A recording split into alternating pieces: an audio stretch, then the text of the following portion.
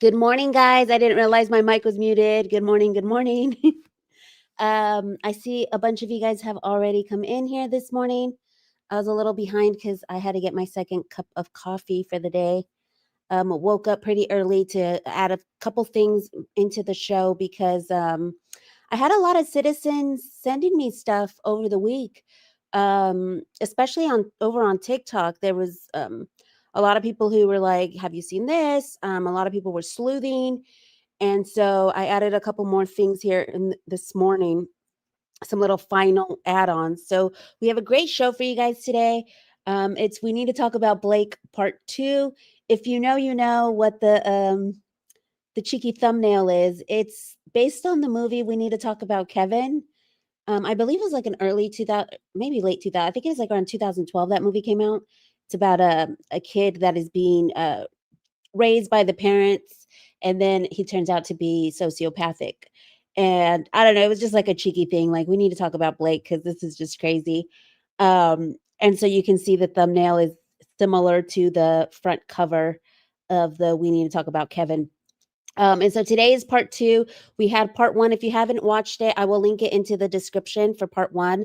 And that was the citizens' reaction. That was basically as soon as the MSJ dropped, what everybody was talking about.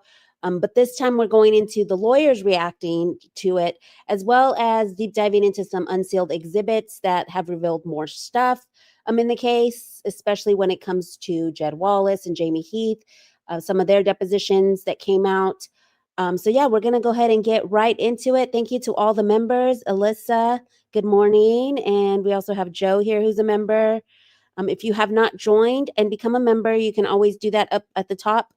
Next to my name up there, you see subscribe. And then you can also join to become a member, and maladaptive as well. Gonna be checking that out later. It is really dark, maladaptive, that movie. Let's talk about Kevin. It is so dark. It took me probably about a month to shake that movie. It's one of the darkest movies I've ever seen, and it's what a lot of people think changed. He did method acting. What is the actor's name? Can somebody help me in the chat? We need to talk about Kevin. Let me pull it up real quick so you guys can see what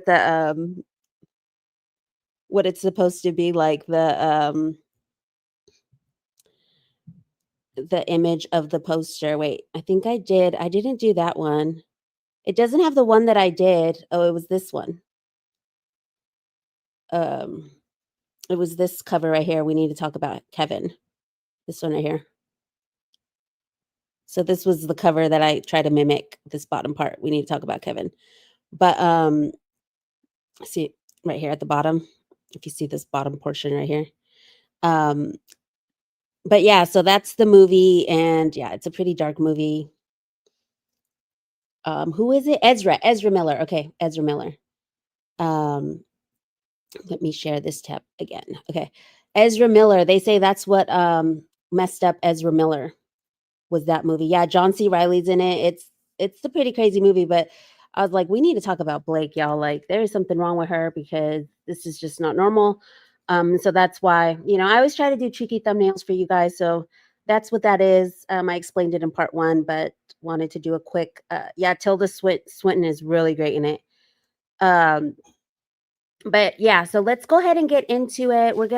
We start all our shows the same way we start every morning. Let me put myself down here, and y'all already know the drill. DOCKETupdates.com.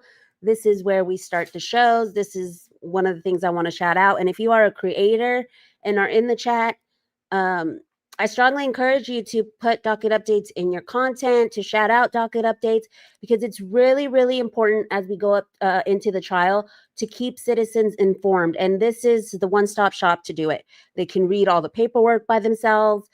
They can make decisions by themselves. They can get, the key players here, all of that stuff. So for me, it's really important to keep docket updates on the forefront, especially as we're going into trial. And I have a video from Not Actually Golden that points out why this is so important that I'll play in a little bit. But here we are, docket updates. Beautiful, beautiful website. Not just informational, but the aesthetic of it is just amazing. And then down here on the website, you have a little buy me a coffee button. So if you do use it for your content, or if you just feel compelled to support it, because it's so informative. You can buy, up to 1, 5, and then, put in as many coffees, and it's $3 a coffee. So you can go and buy, it's Carol Snyder who makes this. You can go ahead and buy her coffee, and it supports the channel. It supports, I mean, not the channel, the website. It supports probably the server costs. It's probably not cheap. I remember Carol was like, when I told her you should do a buy me a coffee or something so people can support you, and she's like, no, I just chalked it up to this being like an expensive hobby. And she was willing to take, all the financial stuff that came with it. It was like hosting it on the server and all that stuff. And the amount of work that she puts into this is just crazy, because she got everything up pretty quickly after the MSJ dropped. She was still working through the weekend, but we did get everything up. So let's go ahead and get right into the latest news. You click there, and here's the latest news. We're going to start from the bottom up, you guys. And here is the unsealing continued. So she has all the unsealing on the other page, which was all the exhibits and everything. You can go and look into the depositions. Everything is in the original unsealing portion that she posted.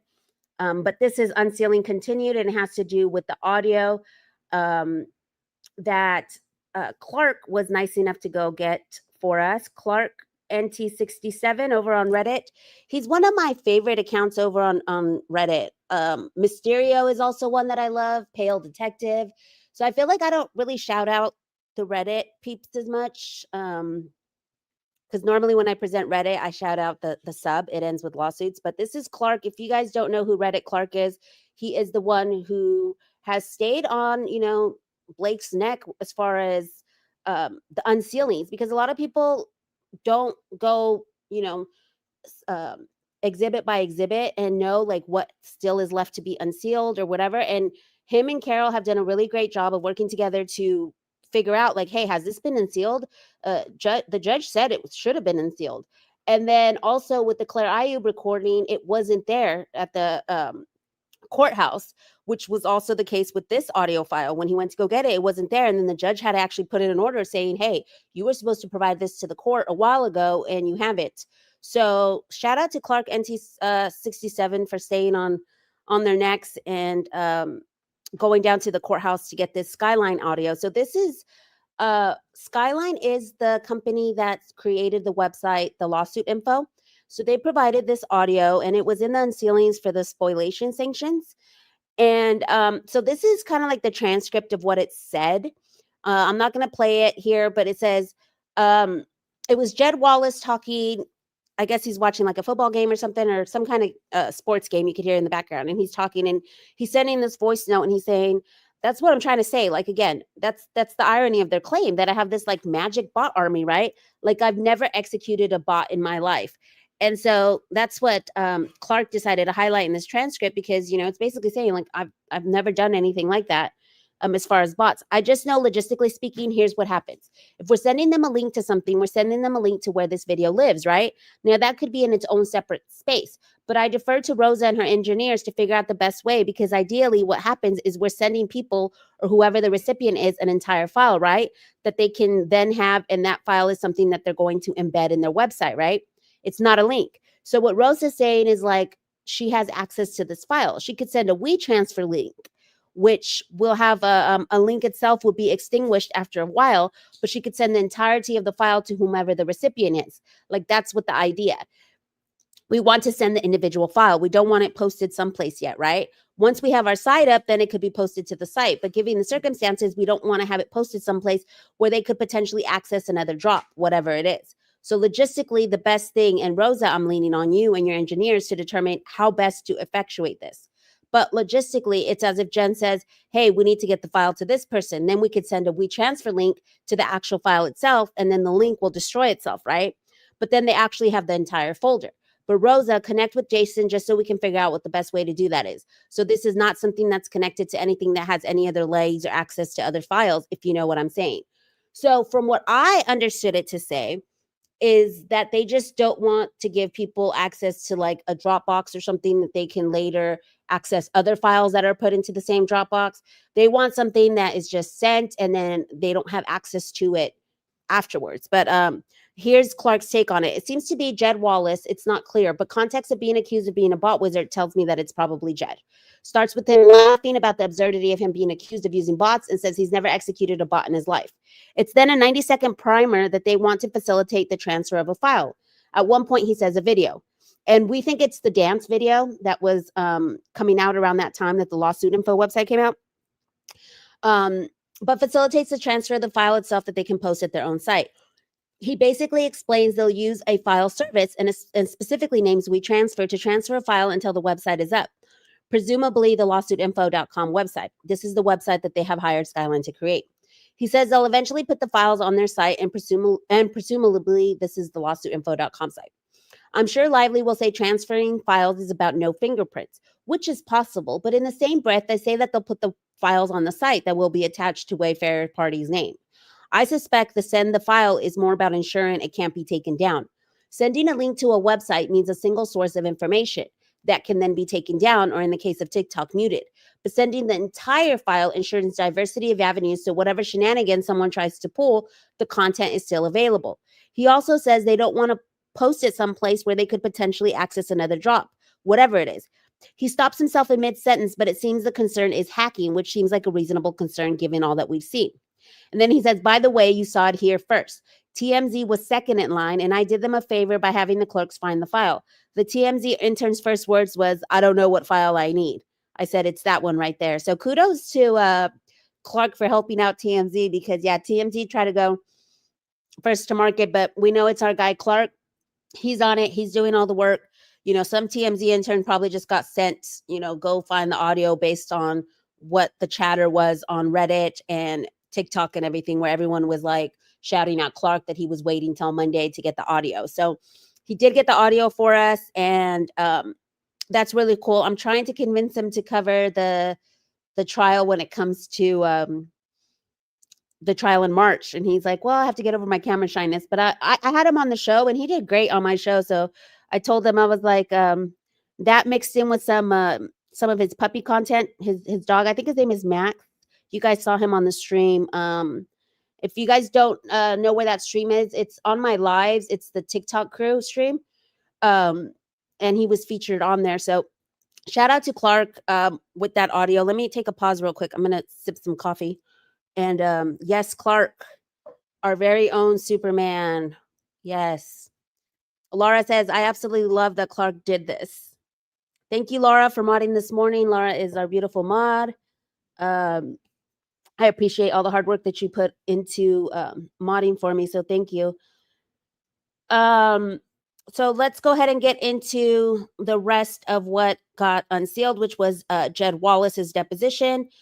A great resource for that is our very own DFJ, who's also our mod. She's not here this morning, but if you guys wanted to go check out her stuff, she had I believe like a 2-hour live stream where she goes deep into the Jed Wallace deposition and stuff.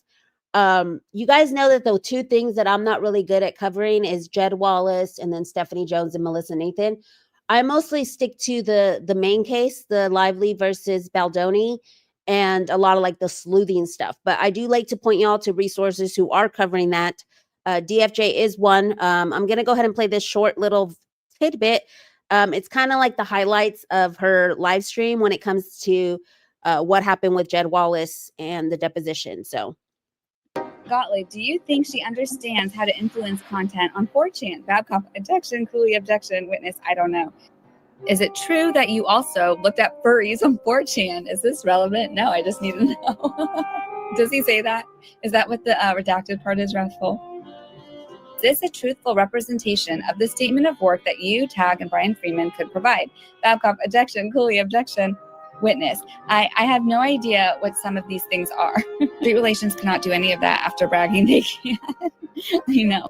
Question, any information that you would have stored somewhere that would help us to recreate one of your days going back in time other than their Signal or Apple emails and phone records that show outgoing and incoming calls? You know what I would say my answer is that? Like, what do you want? My location share? A location share? Oh, I could just location share you. And with me now is the attorney representing Blake Lively, Mike Gottlieb. And Mike, we should just, if people think you look familiar, it's because you were here talking about you're representing Ruby Freeman and Shay Moss, the two Georgia election workers that were suing Rudy Giuliani. Just if anybody's wondering, how do this guy's face looks familiar? Yeah, his face looks familiar. He looks like the Count from Sesame Street. Like, let's count the bets and find out. One bet. Two bets. Three. oh, lost your microphone. Answer, my bad.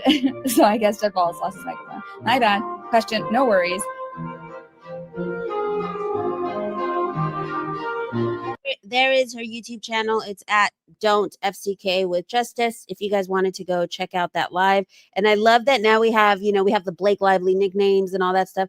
Now we have Count Dracula for Michael Gottlieb. So I love that was clocked in there. Like, I can't unsee it ever since she said that. So it's called It Ends With Us, Birthgate Recap and Wallace's Deposition.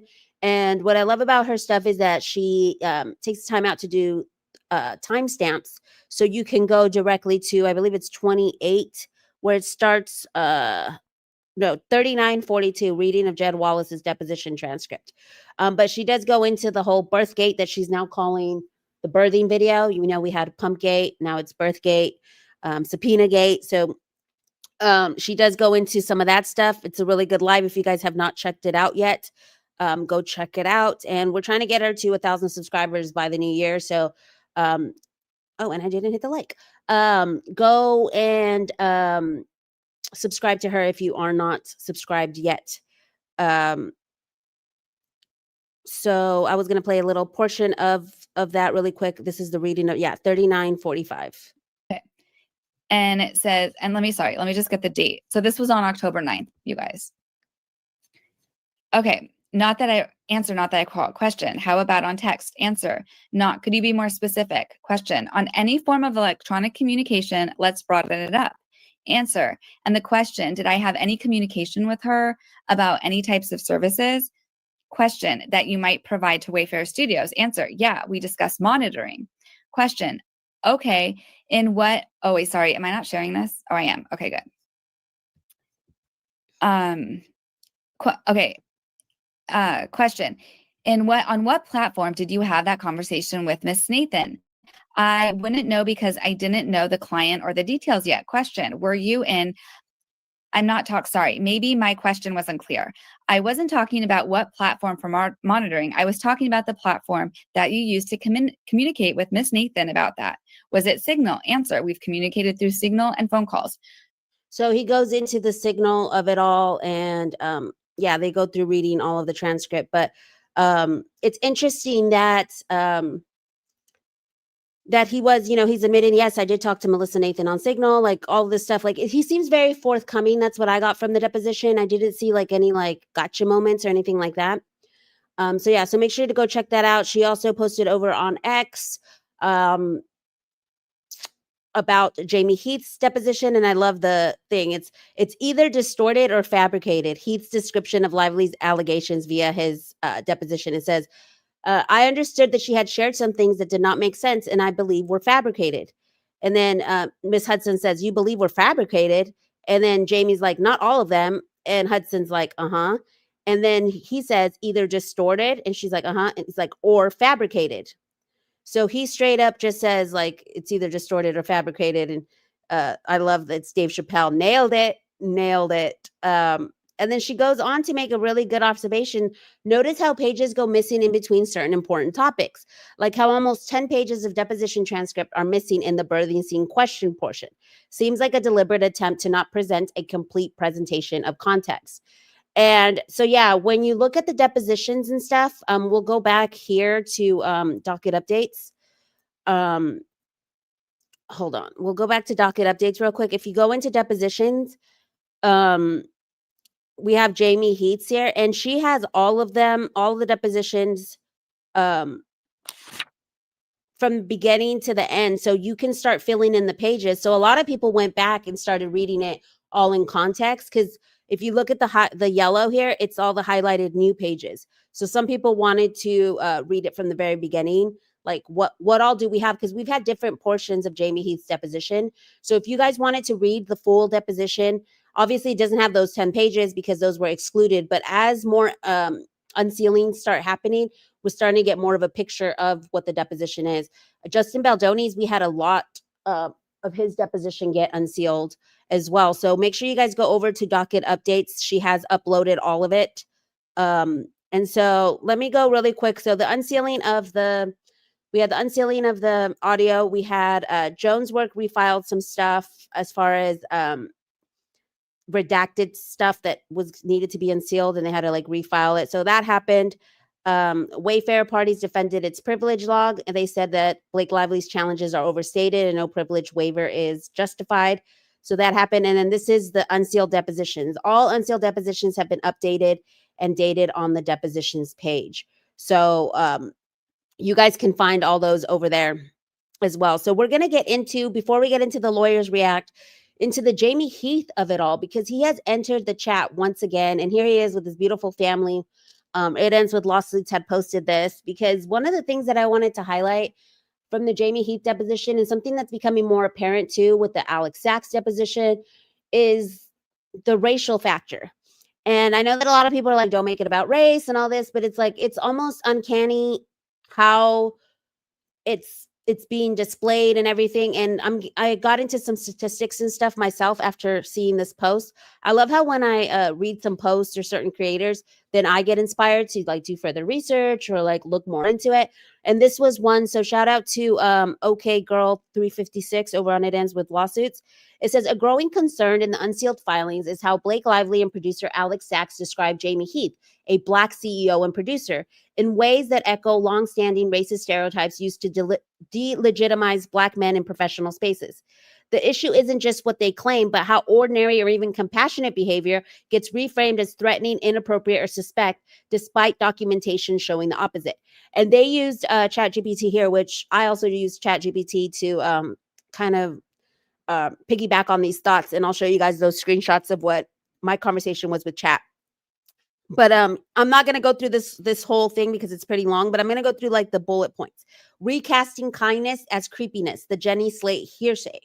There is a striking example circulating in filings and commentary. Jenny Slate allegedly mentioned discomfort with her temporary housing during production. When Jamie heard about it, he paid for a better rental, telling her he respected the sanctity of motherhood and wanted her to feel safe and supported. This is a normal empathic action, especially from a producer responsible for the cast's well-being. Yet somehow it gets reframed downstream as something odd or inappropriate. This is the exact mechanism people are worried about. Black man shows care, the action gets sexualized or distorted, the narrative becomes he made her uncomfortable.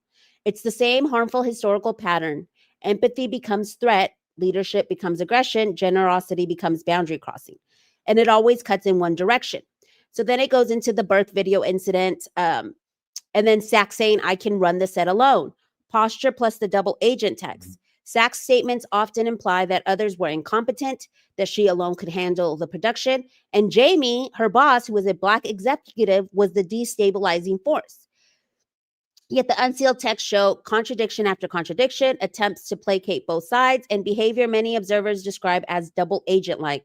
A lot of people are saying, two-faced snake, all kinds of different things that are being said about Alex. It says, again, a white producer elevating herself while diminishing the Black executive above her, a structural dynamic as old as Hollywood. And then the pivot from Justin to Jamie. And we're going to get into it because Bocce does a great timeline covering that. So we're going to get into her timeline on that. What the actual documents show. Through Slack, emails, and on-the-ground evidence, Jamie appears to be calm, competent, protective of cast safety, quick to solve problems, transparent, and steady under immense pressure. It says why this is dangerous. Because the narrative being constructed around Jamie Heath mirrors a long history of calling Black men aggressive, sexualizing normal interactions, treating their empathy as suspect, painting leadership as intimidation, and erasing professional excellence to replace it with caricature. And unlike Blake Lively or Alex Saks, Jamie doesn't have the fame, the press machinery, or a built-in online defense squad. He's exactly the kind of person that is most vulnerable to this kind of reputational framing. And here's the real reason why Jamie Heath is the biggest threat to Blake Lively's narrative. Because he's a reasonable person. In a courtroom under oath, the average person would generally see these events At the end of the day, Blake's entire framing hinges on something very fragile, that a reasonable person in a courtroom under oath would genuinely see these events as sexual harassment. And that is exactly where Jamie becomes the problem, because he's level-headed, he's rational, professional, protective of others, and firmly grounded in actual evidence. So he doesn't break under stress. We saw that in the deposition. He's really great at speaking and all that. He comes off very clear. He doesn't answer a question if he, doesn't like, if he doesn't recognize the question, he'll ask for it to be repeated. He wanted to read all the documents. He's like, I'm not just going to answer your question. I need context of what you're asking me. So he was very prepared for that deposition. And that's what we'll see from him as a witness testimony in the trial. He comes across as calm and measured. And so it goes on, talking about that and a disclaimer that ChatGPT was used. So anyways, I took this and I put it into my own ChatGPT, asking it about, like, is this something that's prevalent in Hollywood? Because I started to think, like, he's a Black producer and he was getting ousted by Alex Saks, who basically wanted him replaced. And then the 17-point protective list not only asked for Alex Saks, a white woman, to have more say in the production, but also brought in Todd Black, who is also a white man. And now Jamie's role is diminished. So I asked it and they said yes. Chat said yes. There's a longstanding pattern in Hollywood where Black producers are more likely to be attached early in the development phase, then quietly removed, sidelined, or diluted in credit power once either the financing gets bigger, which this happened with Sony, studios step in, prestige talent is attached with Blake Lively, legal or PR risk increases. This is often called front-end diversity, back-end displacement. Or informally, you helped build it, now step aside. It's not always framed explicitly as race because it's often hidden behind creative differences, structural changes, financing needs, reorganization, studio requirements. But when you track patterns over time, race plus power plus control of IP are absolutely a part of it. And then goes on to say the Jamie Heath, Alex Saks dynamic specifically. What makes your instinct sharp here is the power asymmetry. Jamie Heath is a Black producer, longtime collaborator with Justin Baldoni, attached early. Alex Saks is a white producer, arrived with stronger studio agency and prestige connections. The project elevates to major studio distribution, prestige cast, high public profile. And suddenly, Heath becomes the problematic one. His role is questioned. His presence is framed as a liability, and there is pressure to quote unquote clean house. Why the racial optics become unavoidable. Now layer race back in. Black producer loses his position, which he didn't lose his position, but it was diminished. White actress chooses a white female producer to be elevated, a white male legacy producer to be added, all as a condition of returning to set. No court has to find racist intent for this to trigger industry-wide unease, because the outcome is the Black producer was displaced, white power was consolidated, prestige white male institutional authority installed under the banner of it being for safety. This is exactly the kind of situation that civil rights and labor equity scholars flag as disparate impact through soft power. So this is a conversation that also Britt, the lawyer over Commit to the Brit over on TikTok, has been trying to talk about. We're going to bring up NAG and Little Girl Attorneys live. They did not shy away from it and brought it up in their live. And here's the statistics, movie producer demographics by race. So I looked this up and it says the most common ethnicity among movie producers is white, which makes up 72% of all movie producers. Comparatively, Black or African Americans make up 5% of movie producers. So I thought it was something that we could talk about here in the chat, because a lot of people had been dismissing it, saying, it's not about race. Like, it was just, she just didn't like Jamie Heath. But it's starting to become more clear as more stuff comes out in the unsealings and all that stuff, that he was basically targeted. So let's go into the timeline here, and I'll go look in the chat and see what you guys are chatting about. You can see this with Ryan Coogler with the movie Sinners. Certain sectors of the industry refuse to give him his flowers for Sinners. And I think the movie Sinners as a whole is a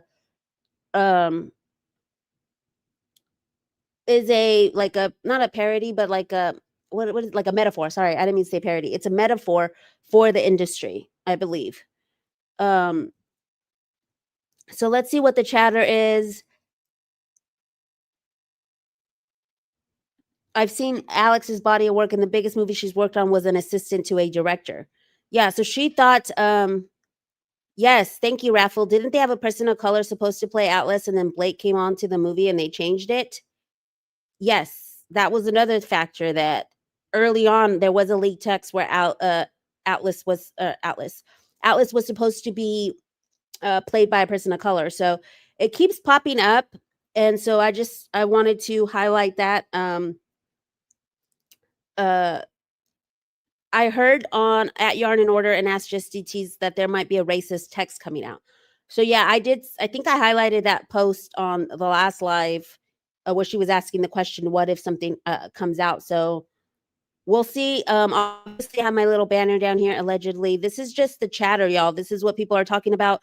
Bocce has this this timeline, and I wish it was bigger. Let me see if I can zoom in. There we go. So I realized You said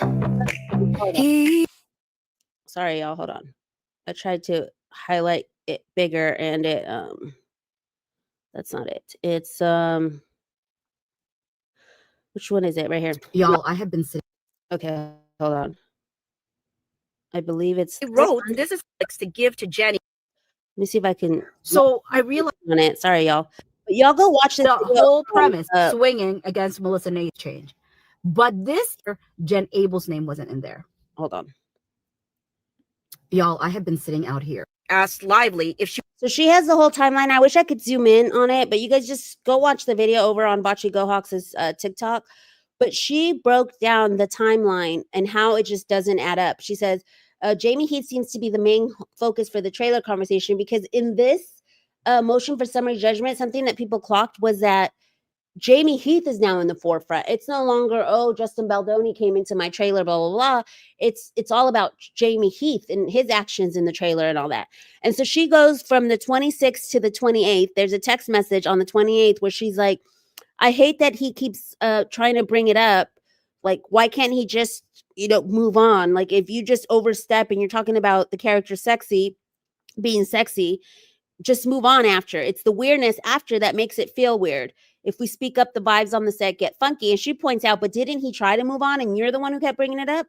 So she starts to clock all the inconsistencies as far as like, how is it that he kept bringing it up if you were sick by the 25th with COVID? Like, there was only 2 days. So what, he brought it up in those 2 days? That's not, he keeps bringing it up. So she goes through the timeline, and it's a really good timeline. I wish I had like screenshotted it so I could make it bigger, but she goes through the timeline, and then at the very end, this is The conversation. Blake responded, and not about Justin. And again, it said that she called Jamie out in front of me and Justin kindly. So was the whole trailer conversation really about Jamie, not about Justin at all? I find that piece interesting. Y'all, I have been sitting out here. My sinus ninja plays. So that's what she's saying. She's like, it's about Jamie Heath, and not like now he's in the forefront. So that's the Jamie Heath of it all. So it was Jamie Heath depositions that were unsealed. Jed Wallace. There was Alex Saks. Obviously, we went over it on part 1. And there's great creators that went over the whole depositions. Lauren over at Court of Random Opinion. If you guys want to go check it out, she reads it. And obviously, you guys can also get it on Docket Updates. But we are going to go into the latest, which is this Yarn and Order TikTok live summary. She put this in here because it's Docket adjacent. So Sarah is a TikTok creator. She's part of the TikTok crew, and she has recently taken our advice to come over to YouTube. I posted this 2 days ago. Sarah from TikTok is now on YouTube. Give her a follow. It's at Yarn and Order. She's a legal creator with great insights and has experience with jury research. So will be a great resource in the Lively versus Baldoni saga, especially when trial in voir dire starts. And so here's her YouTube channel, Sarah Yarn and Order. She is not a lawyer, but she just does jury research. So she's got a couple of videos.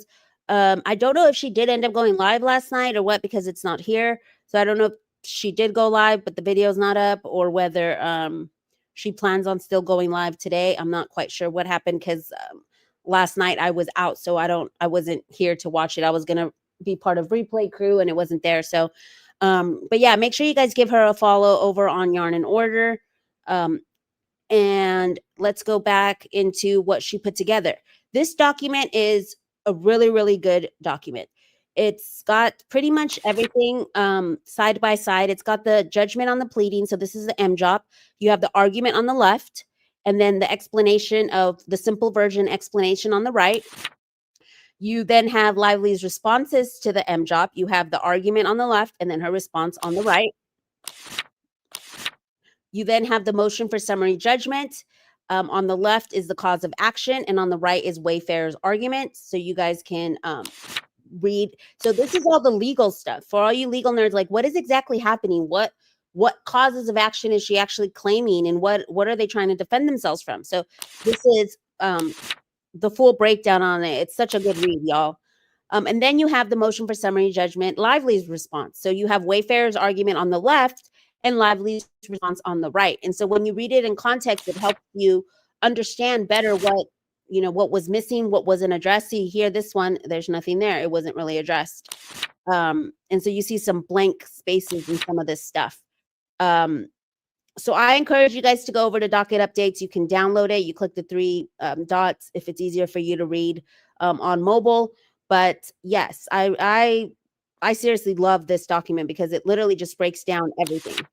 The whole MSJ and the whole MJOP. What are the arguments? What is going on? The second one that I feel, well, why I feel it's important, we're going to get into why I feel it's important for you guys to get educated as far as the legal stuff. I know a lot of us love like the sleuthing and like the kind of gossipy stuff, but the legal stuff is really super important. So I'm going to play this video real quick as to why it's so important. I have more videos to make today, but I just want you to look at what the headlines. This is why they hate our content. Because they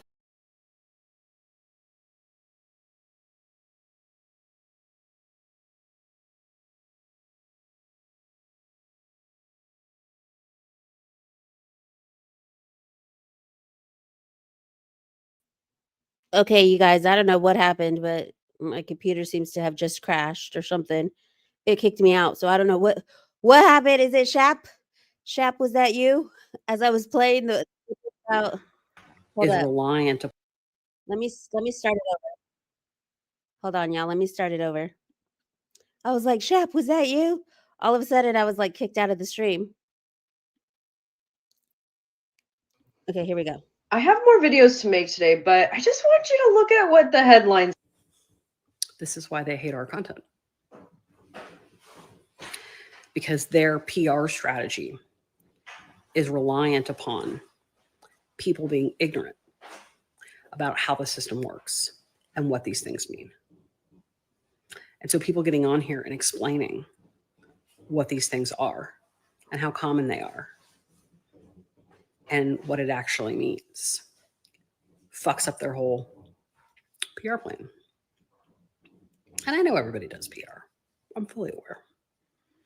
But if your PR strategy is reliant on people not actually understanding what's happening in your case, what does that tell you about your case?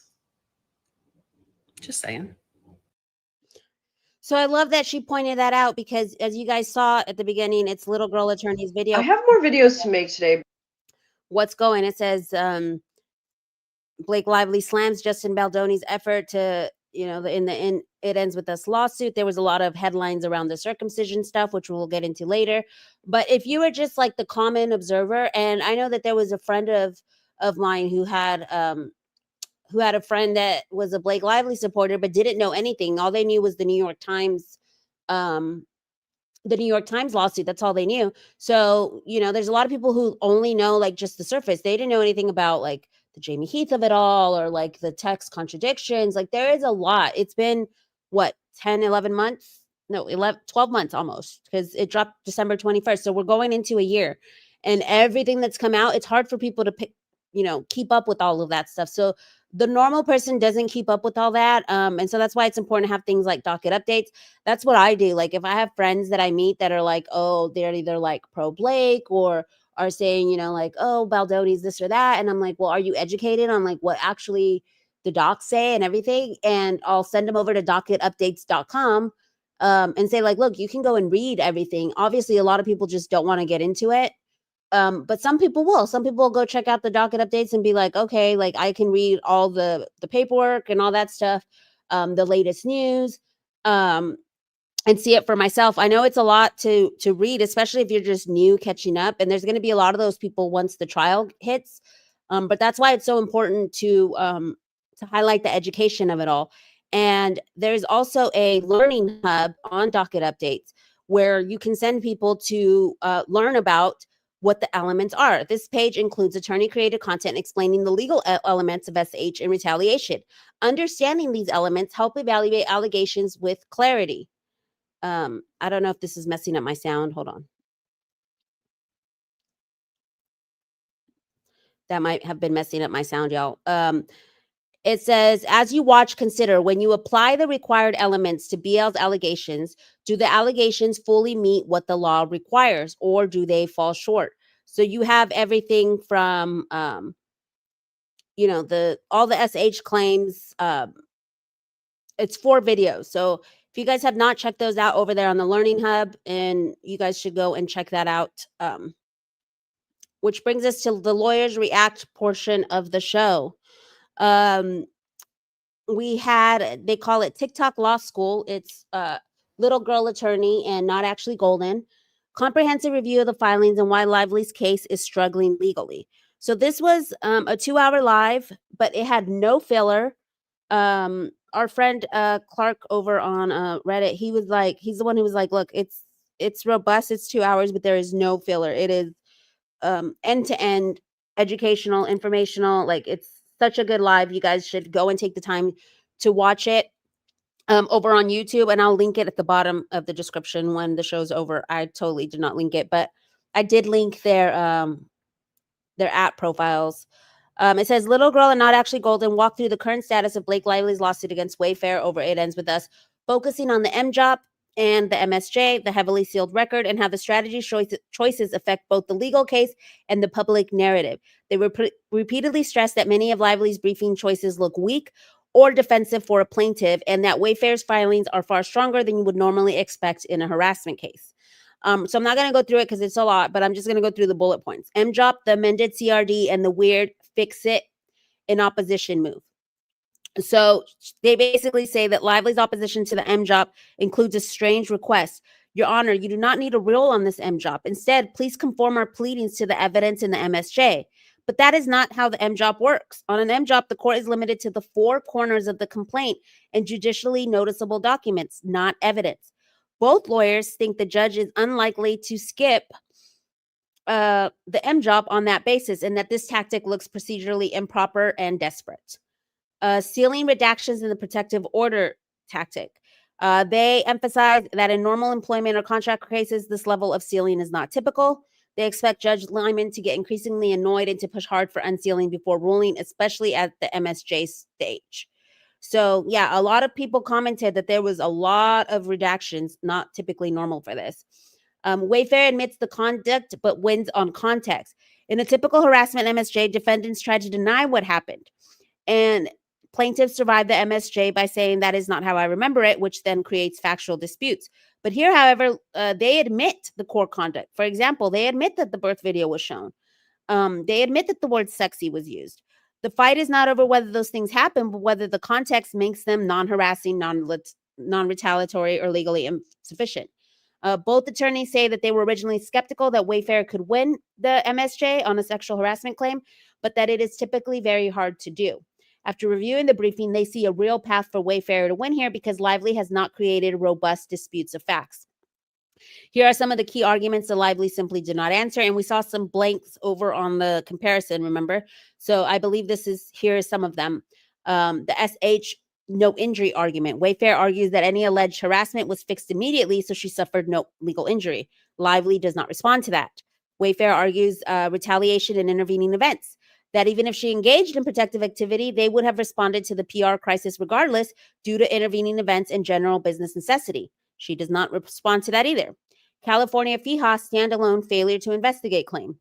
The Wayfair argues that by signing the 17-point deal, Lively chose that path instead of an internal investigation. And Lively does not address that either. Loan out agreement notice and cure. Wayfair argues that notice of breach was sent to the wrong entity. Lively never responds to that specific point. And then lastly, the California false light claim. Wayfair argues that only California residents can bring certain California false light claims, and she does not answer that. Then they go on to failure to exhaust in the waived defense question. They think that one of the few areas where Lively's legal argument looks strong is this. Lively's best point in opposition to the MJOP, in their view, is her argument that Wayfair waived the failure to exhaust administrative remedies defense by not properly pleading it. So they gave her a point there. Independent contractor versus employee and the unsigned loan out contract. And this has been talked about since the very beginning. I know some people were like, it's a nothing burger, but it sure was a something burger, because I remember back in I think it was April, May, when this came up, people were trying to scream at wait, but did she even sign the contract? Look, it says that they were trying to get her to sign the contract. And some people were like, it doesn't matter. It's a nothing burger, but it sure was, because this is one of the things that really matters. Was she even an employee? Title VII harassment and retaliation protections do not apply to independent contractors. They only apply to employees. If Lively is legally an independent contractor, her key federal claims vanish. Instead of hammering why she is clearly an employee, her team spends pages defending her power, her authorship, and control in order to get the PGA producer mark. Both lawyers think this undercuts the narrative that she had no power and was in a traditional employee position. And then there's the infamous actor loan out agreement. They see that I refuse to sign but still want the benefits of this contract posture as particularly dangerous for Lively and an easy legal angle for the judge. They then get into the harassment versus retaliation, separate claims, different problems. They clarify for viewers that a retaliation claim does not automatically die if the underlying harassment claim fails. Retaliation is based on engaging in protected activity, suffering an adverse action, and a causal connection between the two. Even if the harassment is not legally harassment, a good faith complaint can still be protected. So it doesn't matter. A lot of people are saying, well, what if there is no SH? Just the fact that she pleaded that is still, they can still get that. They point out big holes in how Lively has framed this. It's still unclear what precise acts are being claimed as protected activity and when they occurred. The dates are scattered. Was it April, May, June, January? But they do not see a clean theory tying a specific complaint to a specific adverse action. Because as you guys remember, she keeps moving the goalpost. At one point, I think she's saying that it's the protective activity was the filing of the CRD. It is also unclear what exactly the adverse action is. The alleged smear campaign requires proof that Wayfair orchestrated it, and Lively has not clearly proven that in her files. They also note that Lively's team tries to rely on spoliation, the destruction of the evidence, as a reason that they should win, essentially arguing, well, we couldn't get the evidence, so we should get favorable findings. This is a very odd way to frame it and not something that they have seen succeed in the past. Damages, business losses, reputation, and then you cannot have it both ways problem. So they basically say that Lively's damages section is shockingly thin.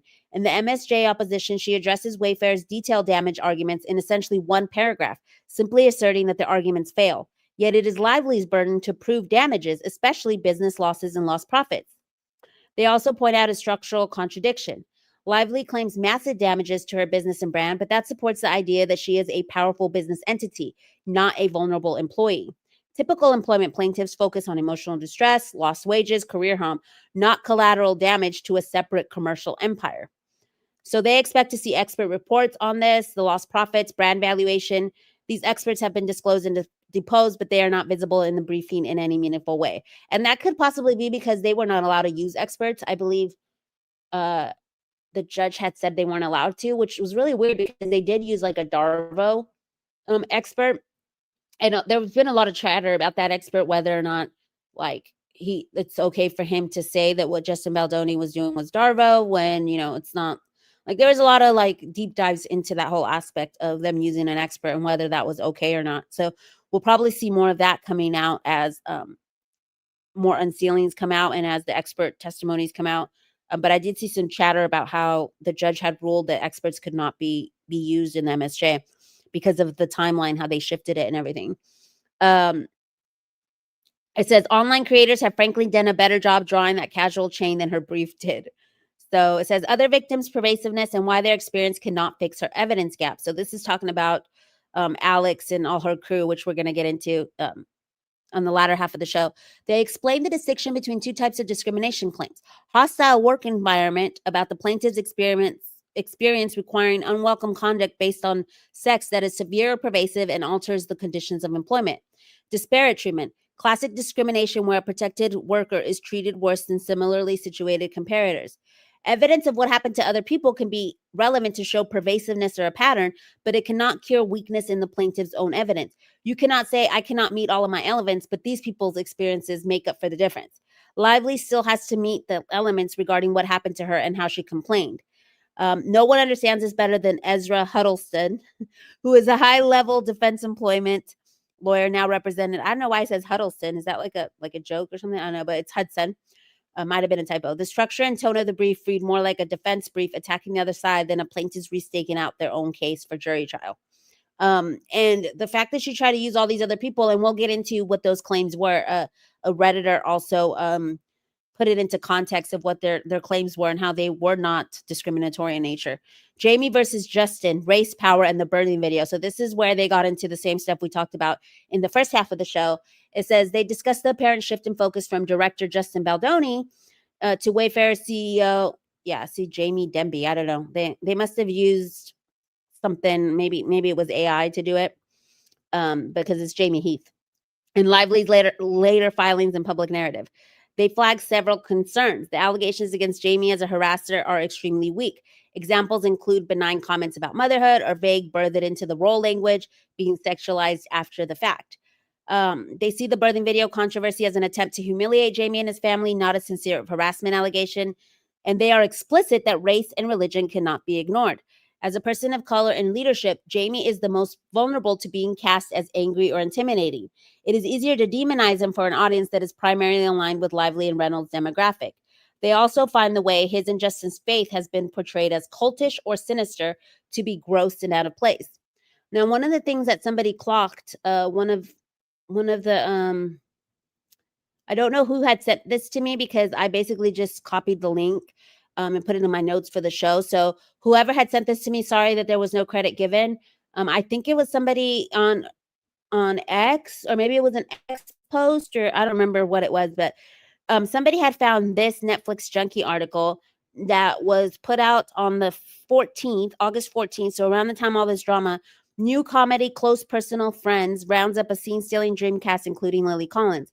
And someone pointed out this right here. So this is the producers is Maximum Effort that's producing this, but they pointed this line right here where it says, and Henry Golding is in it too. So I'm like, this is probably Blake Lively, also getting, you notice that any man that works with her all of a sudden has a project with some kind of Ryan Reynolds adjacent movie. And we talked about it in the part 1 of this, how weird it is that everyone gets, or I don't know if we did. No, I ended up posting a TikTok. Never mind. It wasn't on the live. I posted a TikTok about Christy Hall. And I was like, isn't it weird that everybody that's like in this complaint or like that's anti, that's pro Blake, all of a sudden has adjacent movies with like Ryan? It's really weird. But anyways, right here it says Isaac Apteker's script co-birthed with Orly. So here they pointed out that the words co-birthed was used. And remember when she says that birthing is sexualized in her MSJ? So someone pointed like, is this sexualized? Because they said that it was co-birthed with Orly. And it was just weird that it ended up being like a Maximum Effort project and that language was used. So I don't know if this was like who wrote this. It says Shraddha, if this was sent by like Ryan. You know how he likes to put like Easter eggs or whatever. So I don't know if that was like an Easter egg, but yeah, they had clocked that.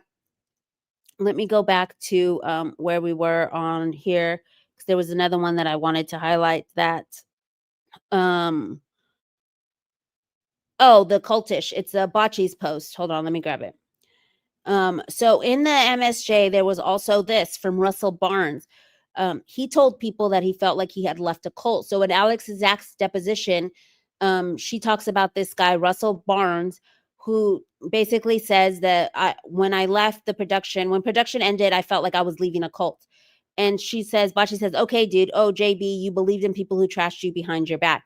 And so here is JB basically, praising Russell Barnes for his set work and everything. And in the comments to the side, it says, so many snakes, it's crazy. I'm sick of all these mean people. Like, it was just really crazy. So it reminded me of that, because they say like how his religion was framed as being cultish. Why? Because they wanted to have gratitude meetings in the morning, because there was a hugging culture. There was a lot of people who referred to the fact that Justin Baldoni had invited everyone in the cast and crew to a Russian bathhouse, and people thought that that was like a crazy thing to do, like being a director or whatever, because they found some kind of like sexual connotation to it. But then another a citizen looked him up, the Russian bathhouses in New Jersey, and they're actually like, they have high-end restaurants in the building. You wear a bathing suit in it. It's kind of like a relaxing type of like Zen, you know, and they were kind of like these Zen people. A lot of people, you know, say like the hippie culture, like the kumbaya culture is what I call it, where it's like everything is, you know, like happy-go-lucky, positive energies.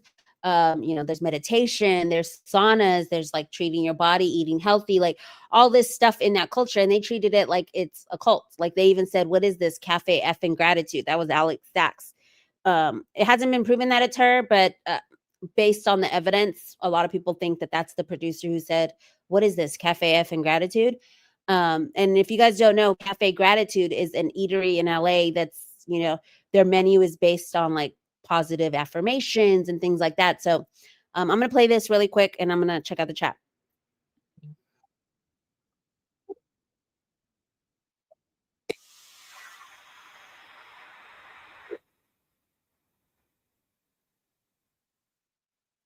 Okay, I lost.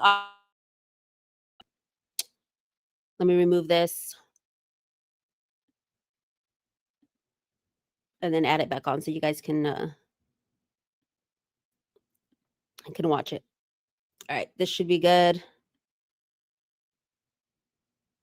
We had our incredible production designer, Russell Barnes, and he cared so much about making Lily Bloom's right. And it became this like beautiful collaboration that's kind of symbolic of what the flower shop is. It's like all of these ideas stacked on top of each other. And we had our incredible production designer, Russell. So there he is. This is Russell Barnes. So for whatever reason, he just decided to talk crap after the fact. And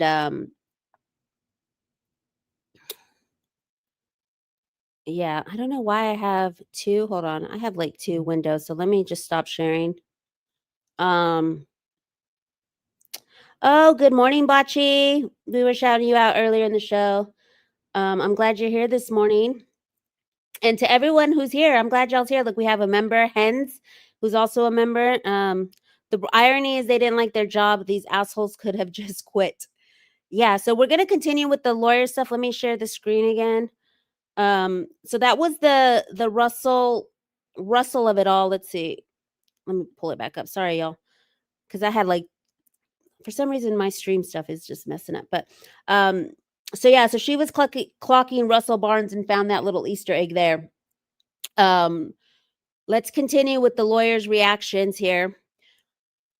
Settlement prospects and Judge Lyman's options. Early on, NAG assumed the case would settle because in most civil cases, everyone eventually has a number of litigation fatigue. But she now thinks that was wrong. They compare Wayfair's posture to Cardi B's refusal to settle her defamation case. Sometimes a public figure is willing to spend enormous money to defend reputation and send a message. And so they describe how settlement normally happens. And I know that there's been chatter that Blake Lively wants to settle and Ryan won't let her. There's also been chatter that Blake Lively has been wanting to settle and Friedman and them just won't budge. So I don't know how true that is, but that has been chatter among citizens and sources that they have, or, you know, the industry talking or whatever, but don't know how true that is. But I mean, I would assume that at this point, Blake is like probably shaking in her boots because we'll get into the very last video that I have is a citizen who's like, I'm not budging. Like, my opinion is still the same even after the MSJ.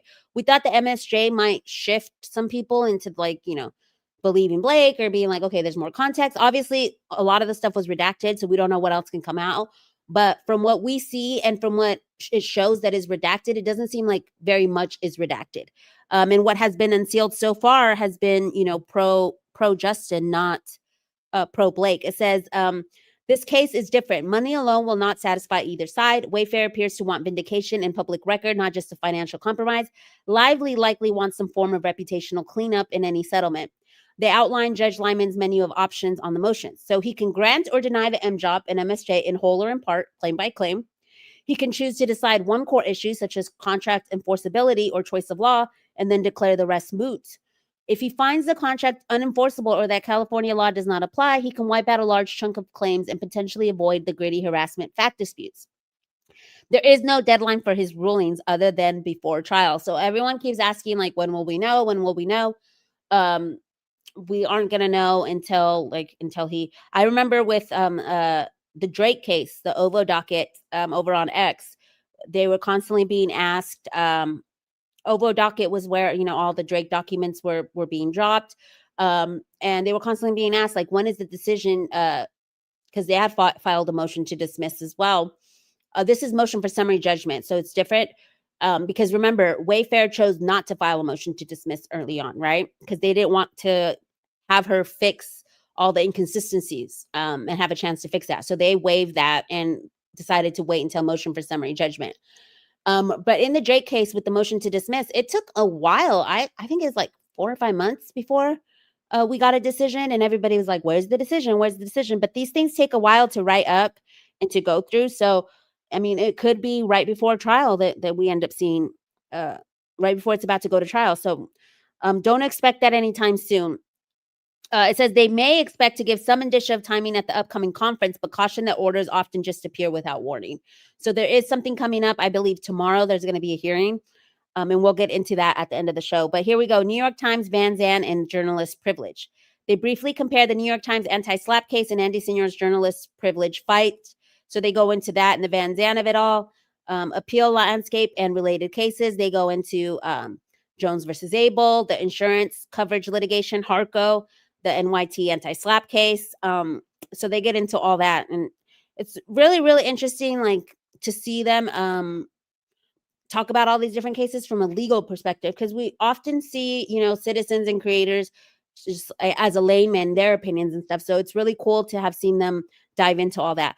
The role of the online legal community and public perception. They repeatedly praised the docket ladies, which is Carol and Bocce and Sarah, the whole TikTok crew over there that and all the lawyers over there. It's Katie Pope and Commit to the Brit that are featured on the Docket Updates website. So all those girls, shout out to them. We have Bocce in the chat here. Online sleuths as well. All of our online sleuths, and I try to feature a lot of the creators on X. We had Little Nomad. We have DFJ. We have a ton of people who stay on their necks. And different aspects of it, like on Stephanie Jones, on Van Zandt, there's creators like Same Girl, Different Time, who initially, started going after the Van Zandt stuff. So she's like, the people who have tracked filings, timelines, and inconsistencies with almost paralegal level of precision. And that's what Dave Neal said in the very, very beginning. I remember in January when he featured me on his show. And he said, the citizen journalists are doing the work of, like, imagine having 1,000 paralegals. Like Brian Friedman right now, all these people are going into past interviews and all this stuff. And so we were doing tons and tons of work, uncovering a lot of stuff. Like we uncovered the rhythm section stuff early on, and how, she tried to take that over with Reed Moreno, allegedly. We uncovered the interview that she gave where she said, she pulls the rug underneath from people. So all of that was citizens uncovering stuff. And a lot of this stuff was used by Brian Friedman and the lawyers, the metadata stuff, all that. They note that casual members of the public who only read headlines often think things like, didn't the judge just dismiss it already? Because they only see the PR spin and not the actual orders. So this case is becoming a teaching example of how litigation and PR can diverge, how celebrity and power shape harassment narratives, how studios, sets, and loan-out agreements might evolve in response. They both say this case will likely have a legacy beyond its exact outcome, including how lawyers write briefings when they know the public is reading it, how studios manage internal complaints when a star is also a producer, and how social media commentary and community analysis influence understanding of complex legal disputes. And as we see with the Andy Senor stuff, that it's also going to be like, what can people say? We've seen it also with the Milagro and Megan case, which we went over on part 1, but also with the Cardi B case as well. Like, what can people actually say online as creators, and what their legal liabilities are by commenting, or even like comments, like how is it going to be policed? Because obviously there was 170 creators subpoenaed. it's going to be a legacy when it comes to freedom of speech, and a lot of other things. I mean, I feel like even when it comes to the racial aspect of it, you know, like how Black men are treated in the industry as like producers and all that stuff, I feel like that's going to be a conversation that's going to leave a lasting legacy. And shout out to Eldridge and Melanie King, who clocked that very early on and got such heat from people who were like, there is no racial aspect, you guys are reaching. And as we continue to see, you know, like the blackface comment came out, the antebellum clothing came out, like all this stuff has come out. So shout out to them for, you know, sticking to the guns, and Bohemian Diva too, as well. They were one of the first people that had to clock that aspect of it. And they didn't let down, even when people were like, no, you guys are wrong, whatever. They were like, no, you guys aren't seeing the real picture. So, and shout out to LGA and NAG for bringing that up on their live, because I feel like it's really important. And that's why I highlighted it today. I feel like it's a really important topic to talk about. So bottom line from LGA and NAG, they see Lively's briefings as surprisingly weak for the resources she has, particularly given the caliber of her defense-trained lawyers. They see Wayfair's motion work as unusually strong, especially for an employer defending a harassment and retaliation claim. They think the sealed CRD, the unsigned loan-out contract, and the employee versus independent contractor issues will be pivotal. The lack of genuine fact disputes and unanswered defense arguments put Lively in real danger at this MSJ stage. Even if some claims survive, what remains may look very different from the sweeping harassment and smear campaign story that appeared in the NYT. So that's the gist of it. You guys should go and watch it for yourselves. It's a really good video. And they point out a lot of great things. So we're going to get into, I'm not going to play the full, we're going to get into two of my other favorite lawyers, or actually three, sorry. Let me take a moment to stop here and check out the chat. Oh, sorry. I hate it when I leave the chat up. This is a scary time trying to silence people, says Lori Jane. Yes, it is. Hen says, I love the TikTok crew. Yes, I went over to TikTok and I haven't really been back to like X, because that's where I started. Y'all remember X? So I haven't really been back posting threads on X or anything. I moved from X to YouTube, and then from YouTube to TikTok. I've been a lot more present over there. And I love all the content creators over there. So we're going to get into one of my favorite lawyers over. Let me pull her up. This is Katie Pope. So I'm going to play from here her reaction to the motion for summary judgment. I read through it last night. Honestly, I was pretty bored by it. This is the only thing from the docket from the last 2 days that I've read, but I did skim through the whole thing last night. It was fine.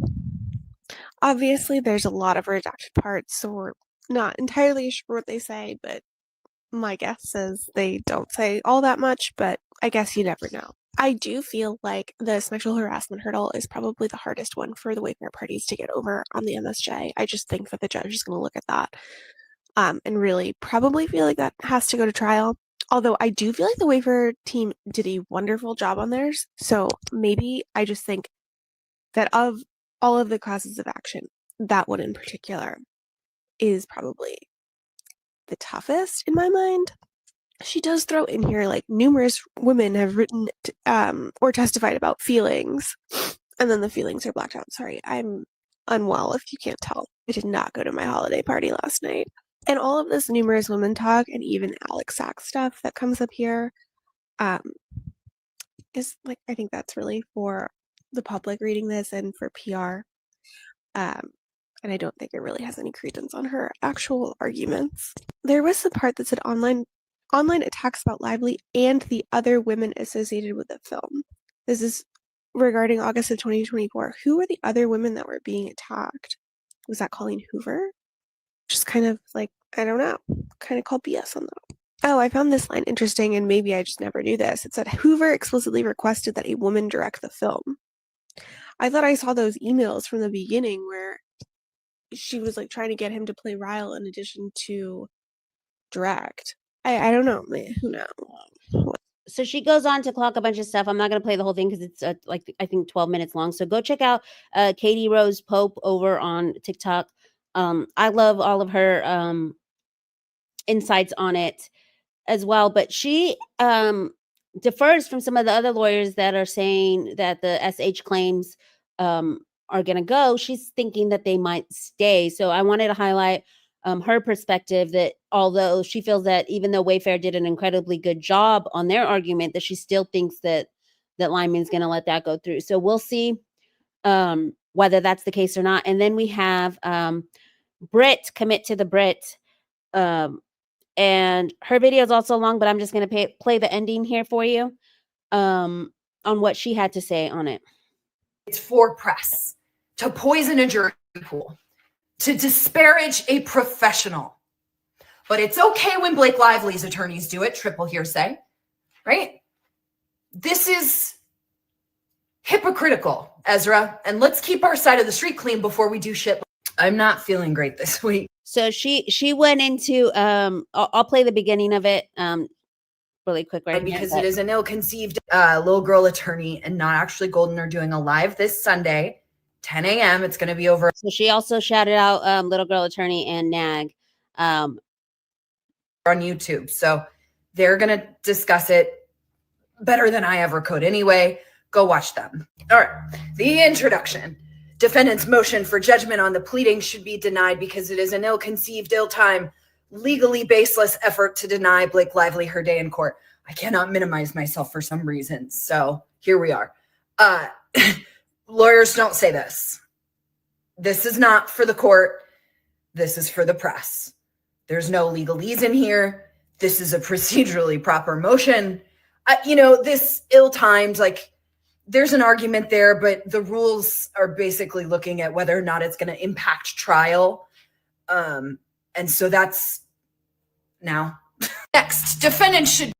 So her basic consensus was that this is all for PR, that there was no legalese. And then at the end, she's like, you should be ashamed of yourself, Ezra, because you're over here talking about, harassment and all this stuff. And you literally put something in your filings that, is against Jamie, basically saying that the comment of at birth, or, birthing into the role was sexualized. And so that's why she was like, shame on you. Like, how dare you be using this, this stuff. And then she talks about the triple hearsay that goes on, where it's like, so-and-so said to so-and-so who said to so-and-so. So go check out her full video. It's 9 minutes and 51 seconds long, but it's over at Commit to the Brit on her TikTok account, and subscribe to her. So she's another lawyer that I really love to watch. Lastly, we have Lawyered Up. Lawyered Up one, they're on X. It says, a lawyer for over 20 years, former law school instructors, enjoys sports, politics, Scrabble, sharing ideas, and other fun stuff. So I've been following them since the Diddy trial. I felt like they did a really great analysis of Inner City Press's tweets that were coming in, and why, explaining why the jury decided how they decided, what was missing, a lot of the impeachment of the witnesses. Some people are like, well, he should have gotten more. But there was a lot of things that, were done right by Diddy's lawyers that that ended up having that effect of where they only went after him for those 2 charges. The jury did. So anyways, they posed a good question. I don't know if it's a female or male. I mean, I don't know who it is. So I'm just gonna say they. Did Brian Friedman pull off a masterclass? After reading Blake Lively's opposition to the Wayfair party's motion for judgment on the pleading, so this is the M job, I couldn't help but wonder whether Friedman had pulled off a masterclass. Let me explain. After BL filed her second amended complaint, the Wayfair parties had the option to file an answer or a motion to dismiss. A motion to dismiss is an opportunity for a defendant to point out the flaws in the complaint and argue that plaintiff has failed to state a claim upon which relief can be granted. It is a so what motion, meaning that even if we accept all the facts alleged in the complaint as true, plaintiffs still cannot win when you apply the law to the allegations. Oftentimes, when a defendant files motion to dismiss, plaintiff amends the complaint to address the flaws pointed out in the MTD. In this case, strategically and intentionally, Friedman decided not to file an MTD on behalf of Wayfair.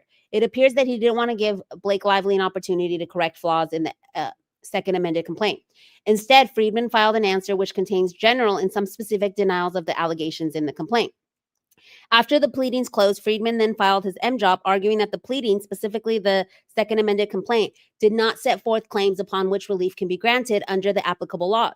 Even accepting all the factual allegations is true, the M job attacks the contents of the pleadings without including or relying on external factual matters. If a movement intentionally or inadvertently relies on or uses facts outside the pleadings, the judge is empowered to convert the MJOP into a motion for summary judgment. In this case, Friedman carefully avoided using facts not contained in the pleadings. He doesn't want the judge to convert his motion into an MSJ.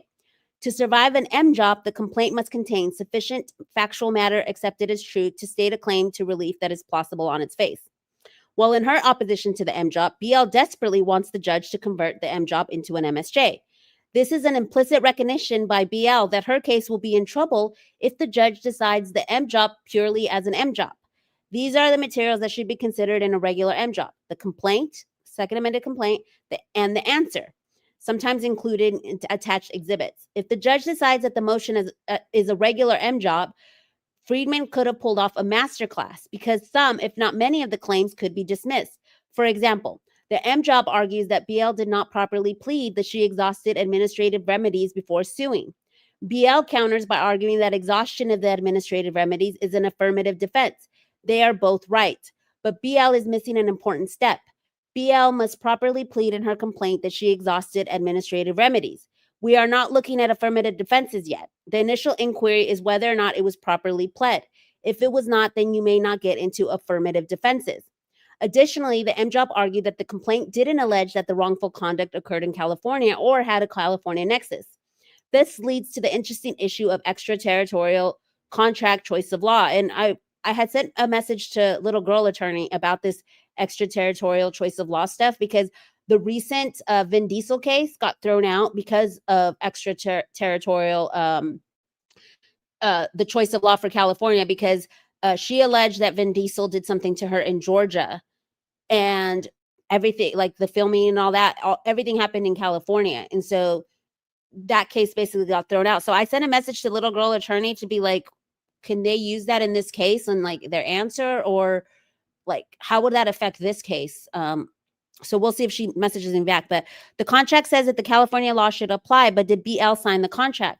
And who are the parties to the contract? The contract was between BL's loan out company and It Ends With Us movie, which is distinct from Wayfair, JB, Jamie Heath, and Sarowitz. So again, more talk about this contract. How can the contract and its choice of law provisions be binding on individuals and entities who are not parties to the contract?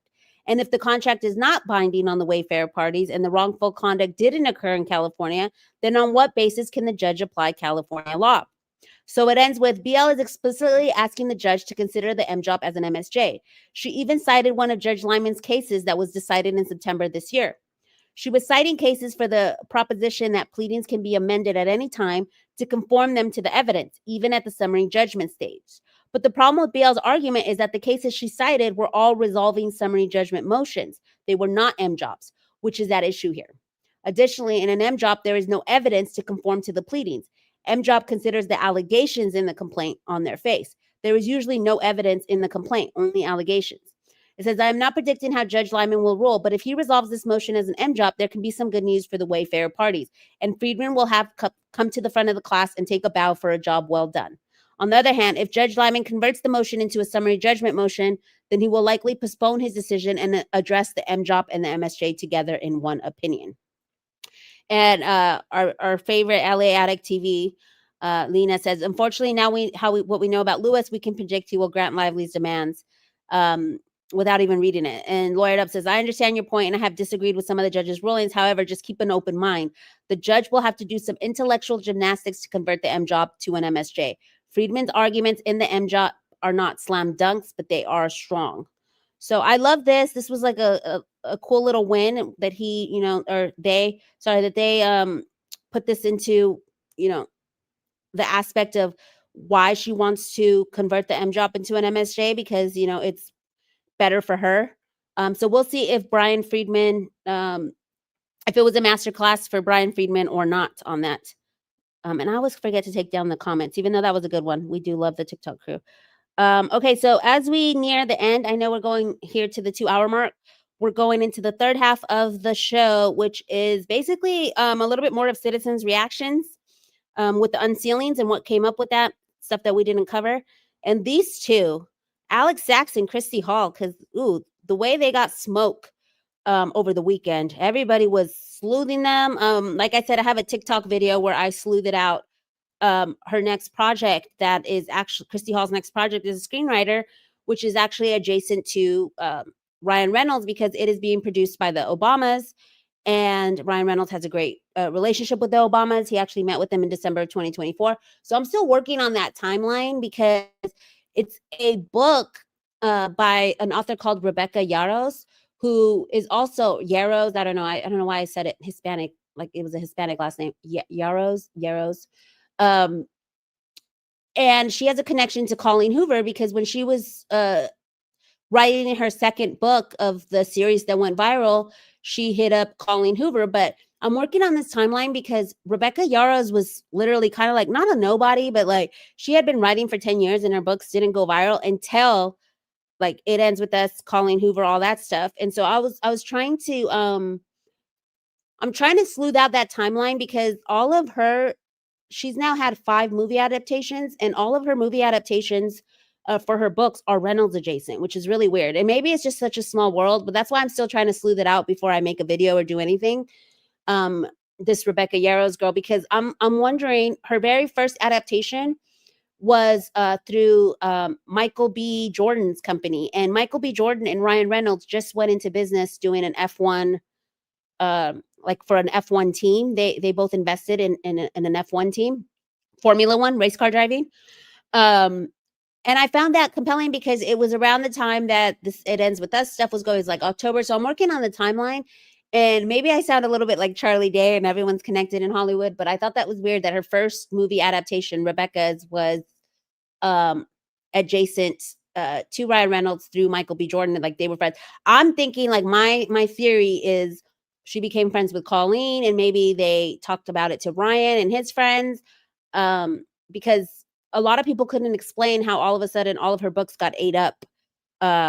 And she did go kind of viral on Book Talk, but like I said, it was still like around that same time. So I was sleuthing that because I found that compelling when I was sleuthing the Christy Hall connection. And then I saw that the book adaptation is Rebecca Yarros, who is adjacent to Colleen Hoover as well. And I was like, okay, what is going on? And it seems like all these people are all working together in their little projects. And meanwhile, you know, Wayfair was the one who suffered. So let's get into the last of this.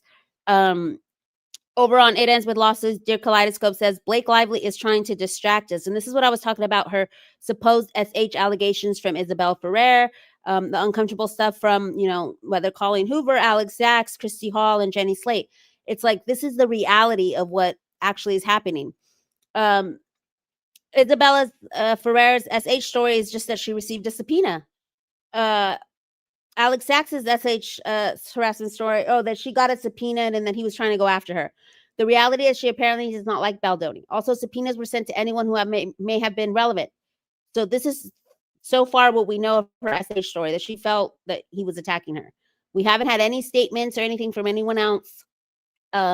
We had those fake HR complaints, but we haven't had anything. And now we're at the MSJ. So I don't know what is going on with Isabella. But Alex Saks's SH is Baldoni yelled at her 3 times. And honestly, everyone keeps saying that he yelled at her 3 times.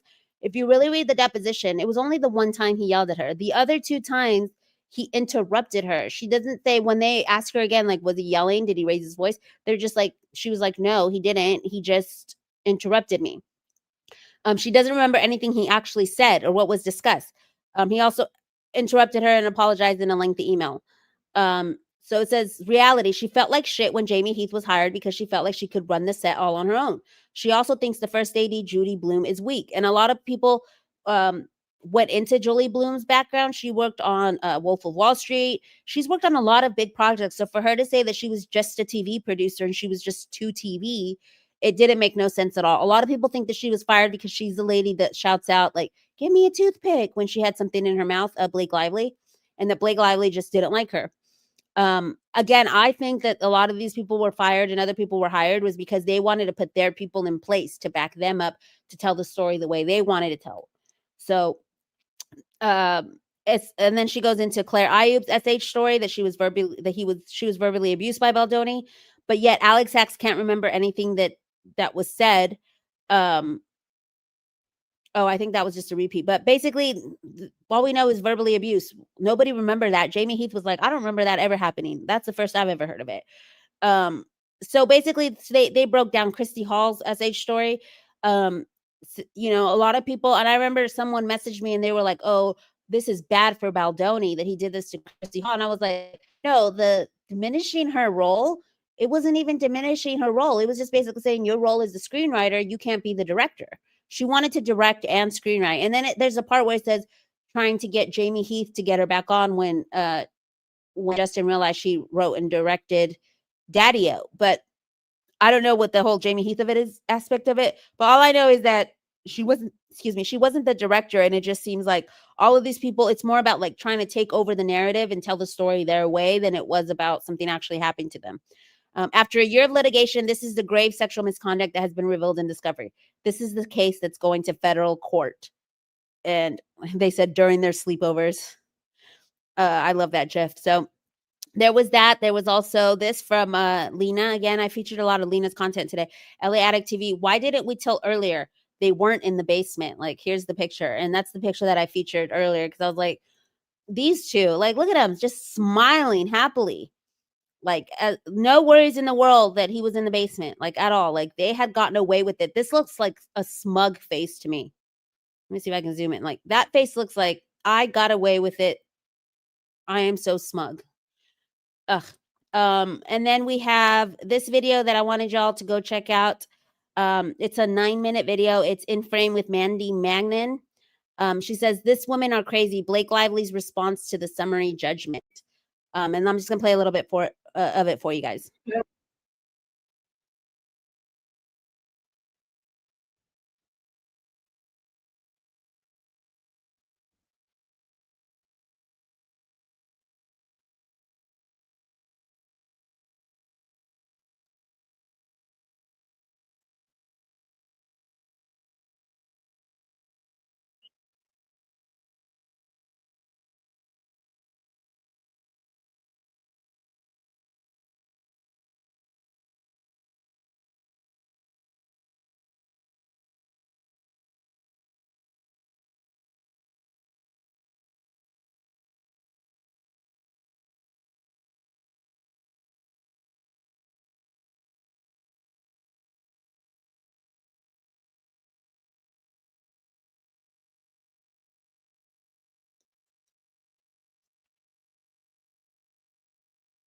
Oh, there's no sound. Okay, hold on.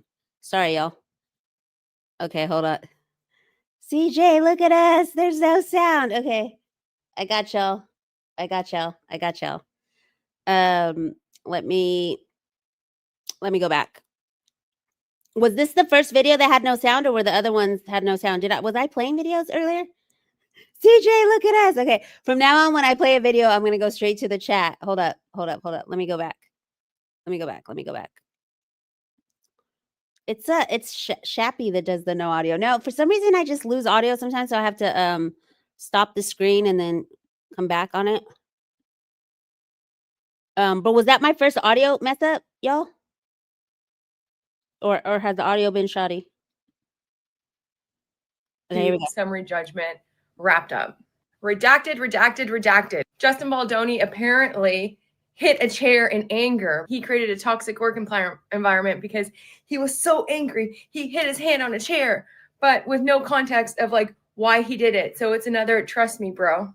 Now it's Jamie Heath who's the big perv, right? Forget about Justin Baldoni. Jamie Heath walking into her trailer. Now he was staring at her breast.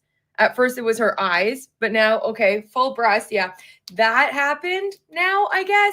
And also him showing the pornographic video, which is like, now it's a home birth, and she saw a home birth for about 0.2 seconds. That alone should make the case for her. Yeah, okay. And a conversation that she had about circumcision while she was super pregnant with a boy with Justin Baldoni in December of 2022, she can report in December of 2024 in her CRD as sexual harassment too. Because, you know, what grown adult while having a boy has ever talked about circumcision? That's usually something that comes up.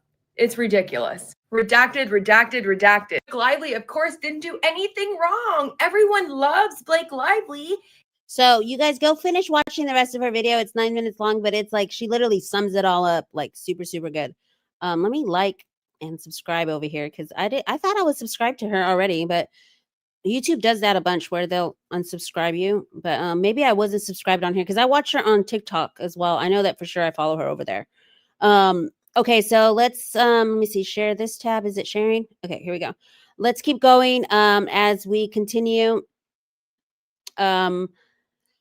Meet Blake's new girl squad. Somebody made this graphic here. Let me make it bigger. And it's got Blake Lively, the queen bee, Ezra Hudson, the smart one, Jenny Slate, the disposable sidekick, Colleen Hoover, the lovable hot mess, Claire Crazy Eyes, the wild card, Liz Plank, the flirty white feminist, Alex Saks, the amnesiac hand-me-down fashion one, Taryn on a Dick Fisher, friend of a friend. So this little and I know it's too hard to see, but you guys go check out the full image. It's on It Ends with Lawsuits from at OK Branch 1643. Since her old girl squad kicked her out to the curb like trash, here is hoping she enjoys her new one. Let's meet the gals. And so they have like cheeky little paragraphs for each one. I can't make it any bigger on here, so you guys just go check it out.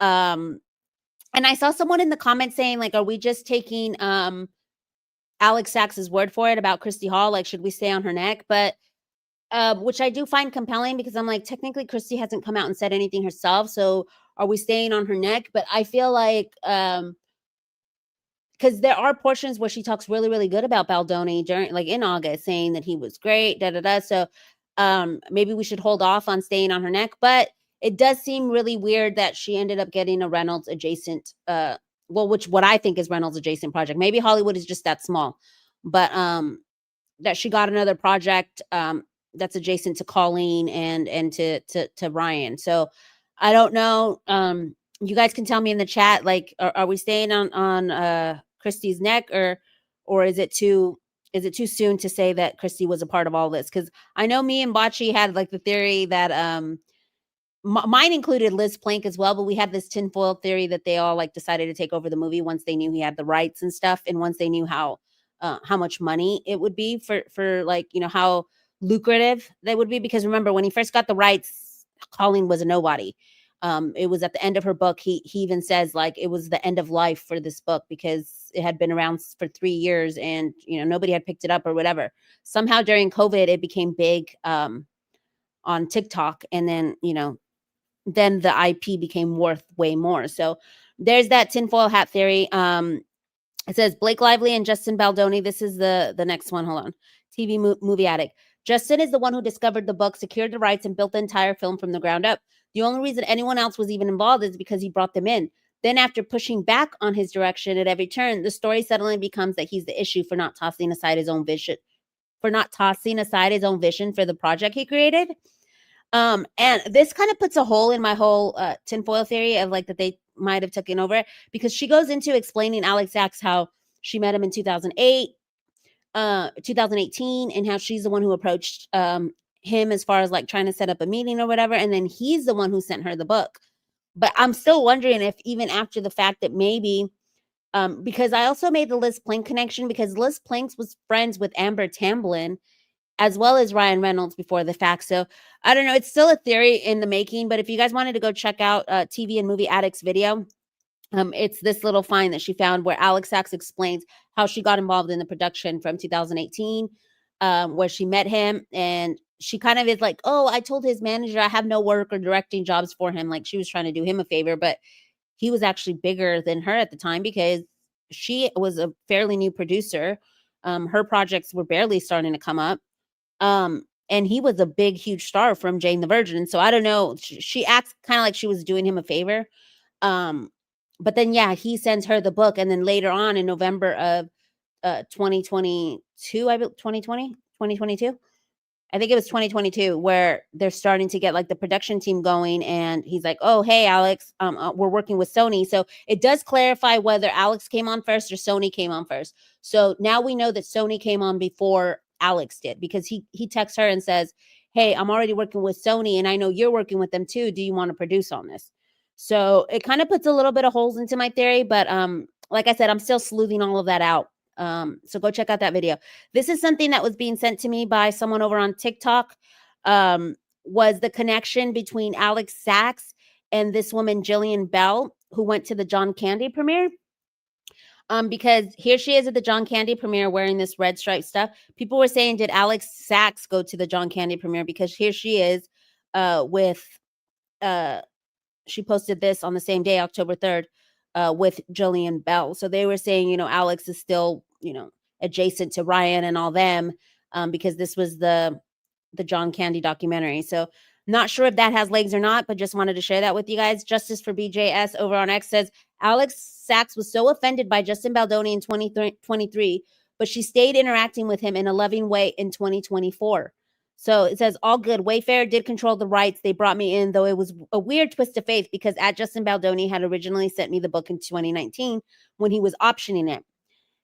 This is so great, Alex. Love that you're teaching this to the masses. And then she put JB, heart, heart. So this goes to me like with the Blake allegations, like the math isn't mathing. If somebody had SH'd you, you're not going to go buy them matcha. She was still inviting him to her trailer in June, still buying him matcha, saying like, what do you want? I'm going to go get a food, like a coffee order. Some people can say, well, she was just trying to be nice because he was her boss or whatever. But like, obviously, no, she wasn't, because she was over there disparaging him. It was almost like a two-faced thing. She was saying like, oh my God, he did all this stuff to me. And yet, like, it just doesn't math. If somebody had harmed you, again, the dance scene that she says she was SH'd in, why would, if you were the editor and you had complete control, why would you keep that in the movie? Why would you want to memorialize that if you felt you were SH'd then? It doesn't make any sense. So the math wasn't mathing right there with Alex. Justice for BJS said, so Christy Hall said that Justin didn't respect her voice allegedly, but Ryan Reynolds was the one who rewrote her rooftop scene because he said the script was a disaster. Got it. And I want to do a video for TikTok where I splice those two, because one of the things that nobody really talks a lot about is that Christy Hall at the premiere, right before Blake's Diary of the Mouth, where she says, you know, Ryan wrote the rooftop scene, right before that, she gets interviewed. Christy Hall gets interviewed and she's like, what was your favorite scene to write? And she says the rooftop scene was her favorite to write. The one that was like the hardest to write and the one that she's most proud of was the rooftop scene. So can you imagine the embarrassment that then, like, you know, minutes later, Blake is interviewed and there's like, oh, I didn't even write the rooftop scene. And then she didn't even know about it. She didn't know that that happened because obviously she's at the premiere, she goes home, whatever.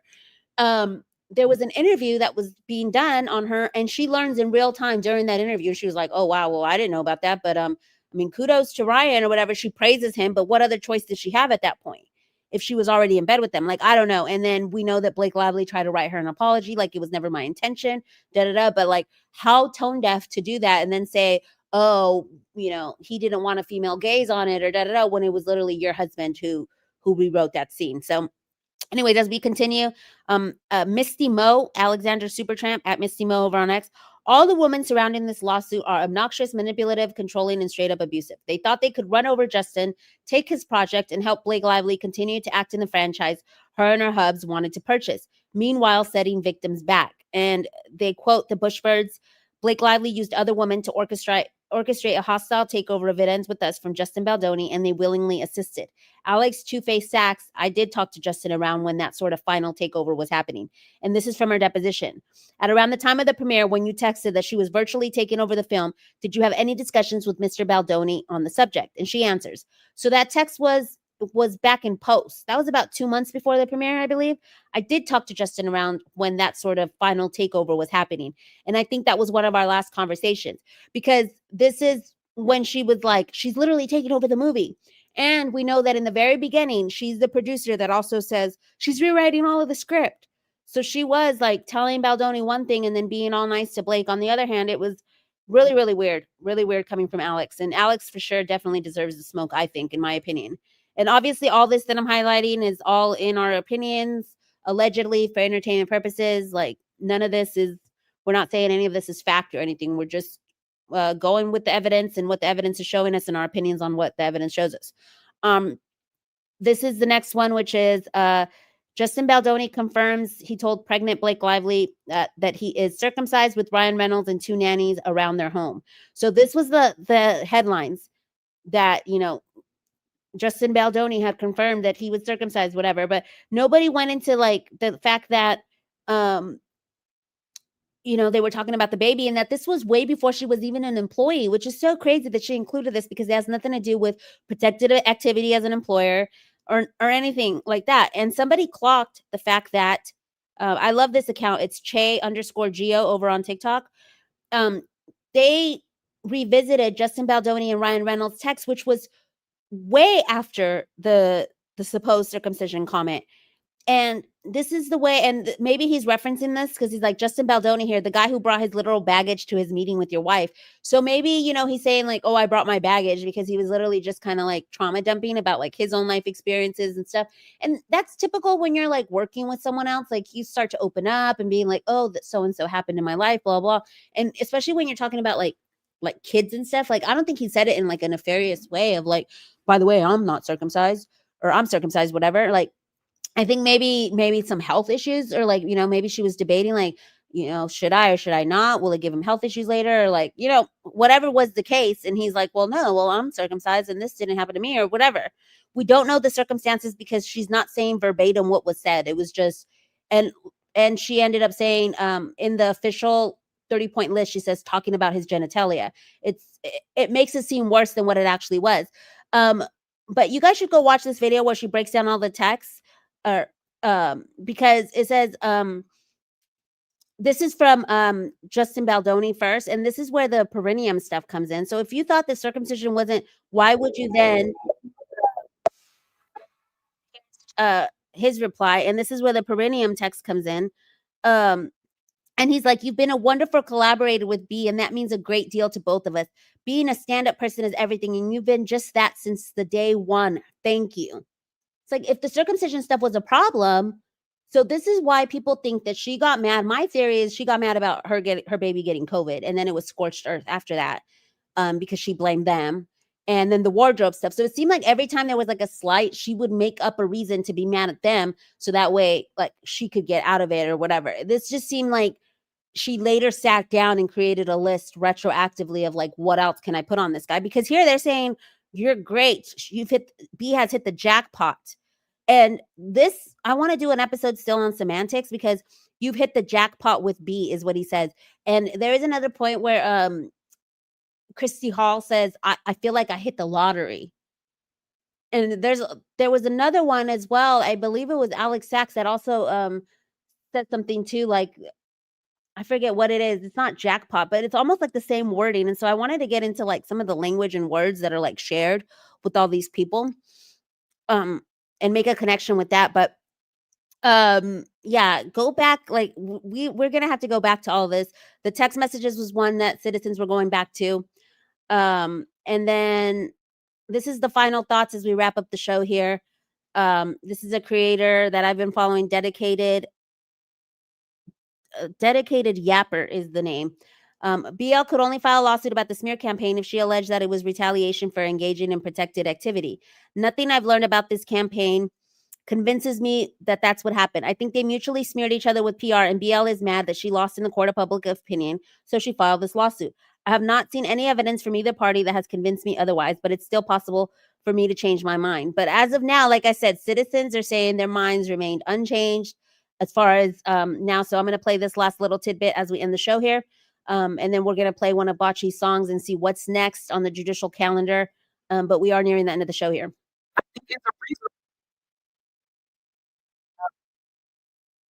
Hold up, because I see that the screen share audio is not working. So hold on. You're taking over the set. There's been multiple times like where I've been invited to her house to get yelled at, cussed the fuck out by her husband. They're kicking me out of the editing bay. They're firing the people that I hired, and they don't even want to do PR with me. Yeah, I would hire a fucking crisis PR firm too. What the fuck? And why are we acting like that is such an unreasonable response? Y'all are like, and this is my problem with most of the discourse around this, particularly from the pro-Blake Lively people, is because they want to attach so much to the sexual harassment thing. And I think that is really like irrelevant. Like, I think it's irrelevant to the overall story, because I don't think Blake Lively even cares about that. I think she just needed it as a thing so that she could file a lawsuit because she was mad about her reputation being dragged through the mud. But that's why nothing about what she's filing really even focuses on sexual harassment. It focuses on the smear campaign. That's why, like, it's hard for me to take the Blake Lively people serious, because we're like harping on the thing that was just really a catalyst for the thing that she's actually mad about, which is her reputation via social media, that I don't think had anything to do with sexual harassment. Sorry. So I love that. She's a new creator that I've been following. And it's so funny. Bocce's like, can you play Redacted? That is the exact song I had up. So I saw someone else in the comments, and the comments are going really, really fast. So I'm sorry if I don't get to your comment, but I am taking a peek here and there. That said that there should be a website for all the stuff that we're boycotting. And there is over on, I believe it's Team Justin Baldoni. I'll link it in the description of this video for you guys. But it's the boycott list, and it's on Reddit. I believe it's Team Justin Baldoni that has it. And it has all the projects on there that, people are boycotting. Thank you for the $9.99, Shinonos. I appreciate it. Christy Hall should have said that 1% of the rooftop scene was my favorite thing to write, since BL just said Ryan Reynolds wrote 99% of it. Well, she couldn't even say that because she didn't know at the time. Like, I mean, it literally is probably one of the most like cringe, embarrassing things ever. And that's why I want to like do a video of it, because just to show how egregious she was for saying that, Blake Lively, for just spilling the tea on that.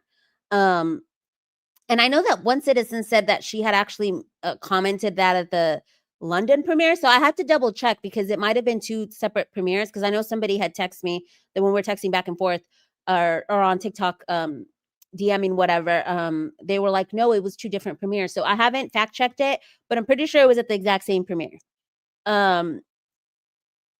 But yeah, so let's we're gonna finish off with this Reddit post over on Team Justin Baldoni.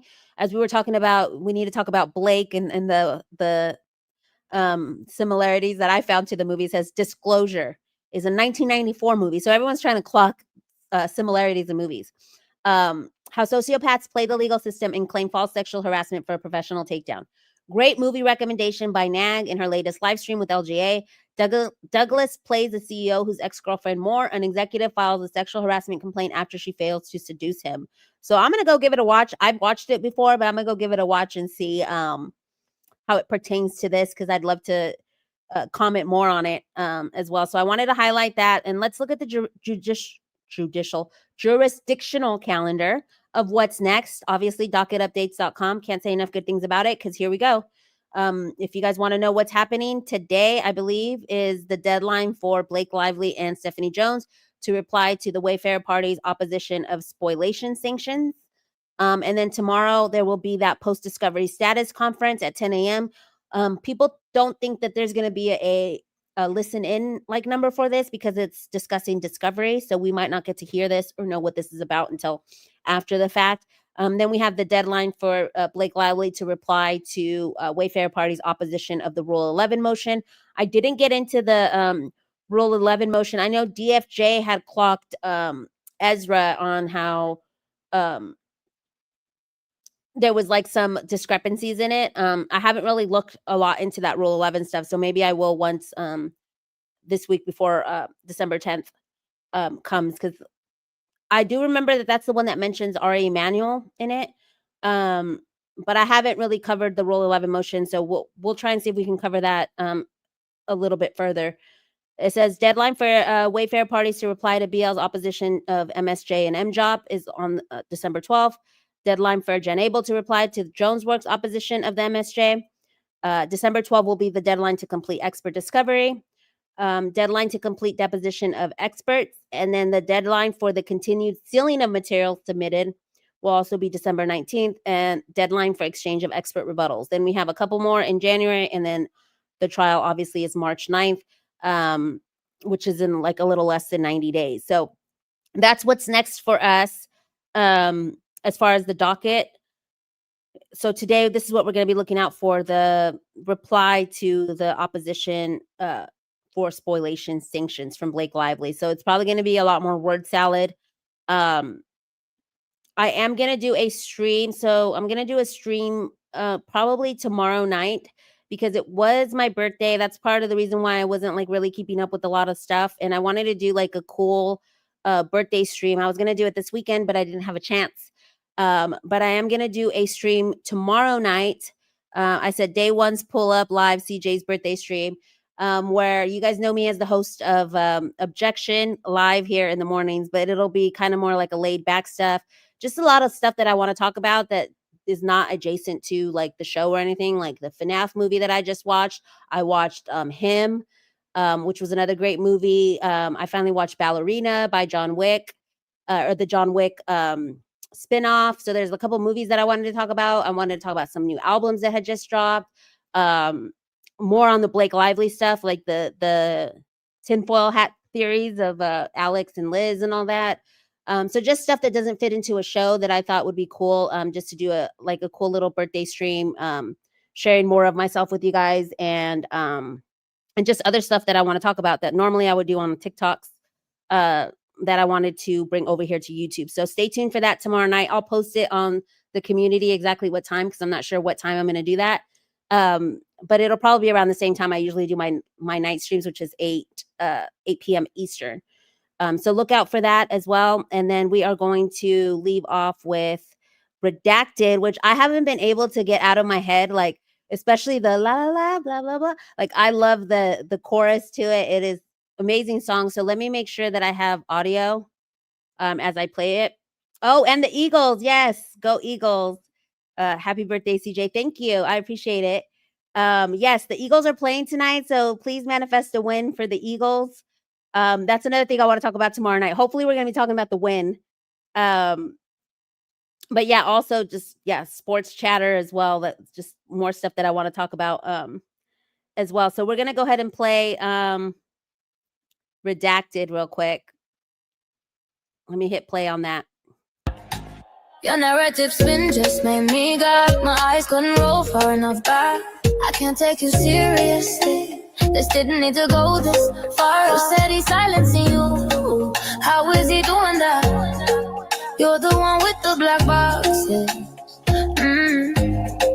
I read your filing and all I can say is slightly redacted, redacted, redacted. But don't need redacted, redacted, redacted. Keep redacted, redacted, redacted. La la la la la.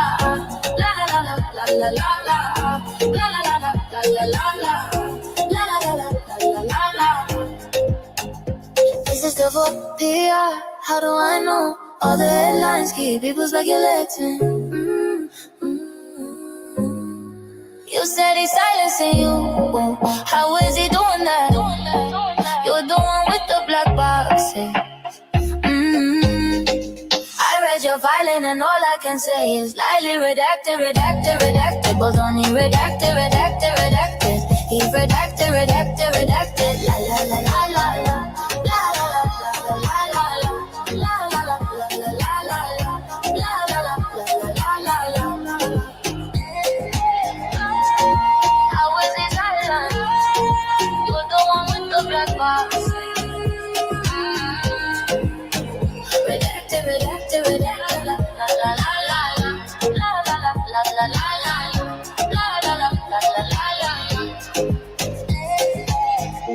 I usually only play a snippet, but I had to play it all the way through because it is giving like Rihanna. It's giving like Barbados. I love the production of it.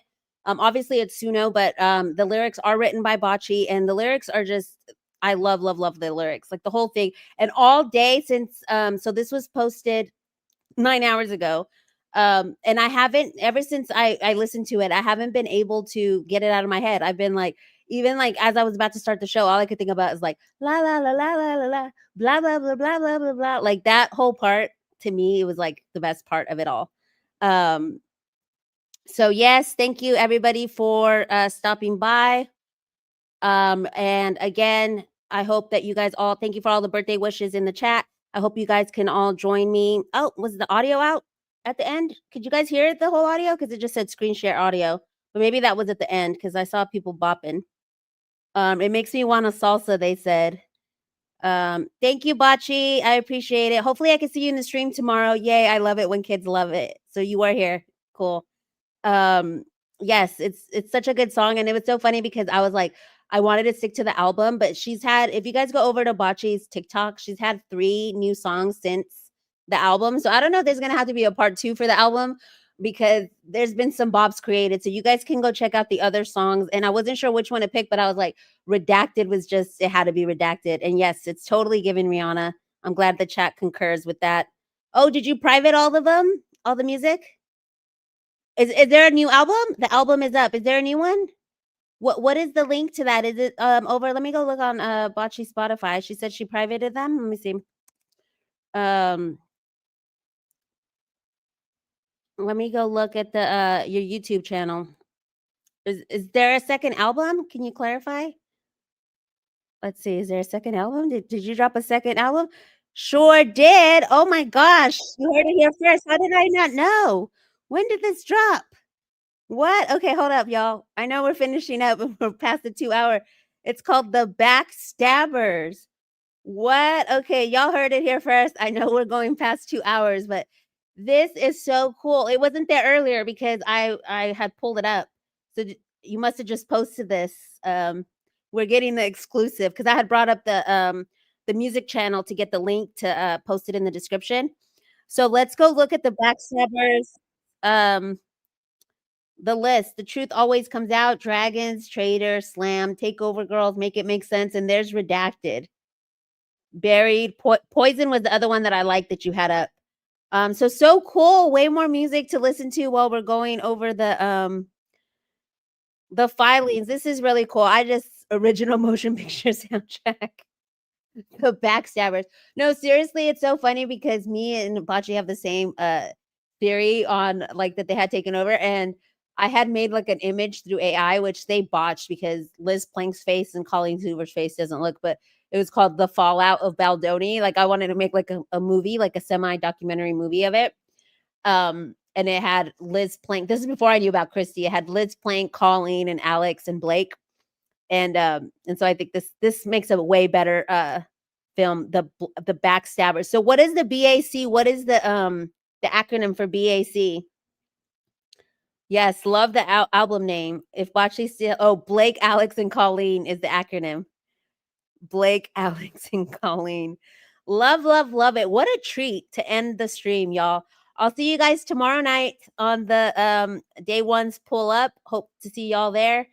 And we'll see you guys tomorrow night. And if y'all can't make it to that, we'll see you guys again on Monday. Take care. Have a great day.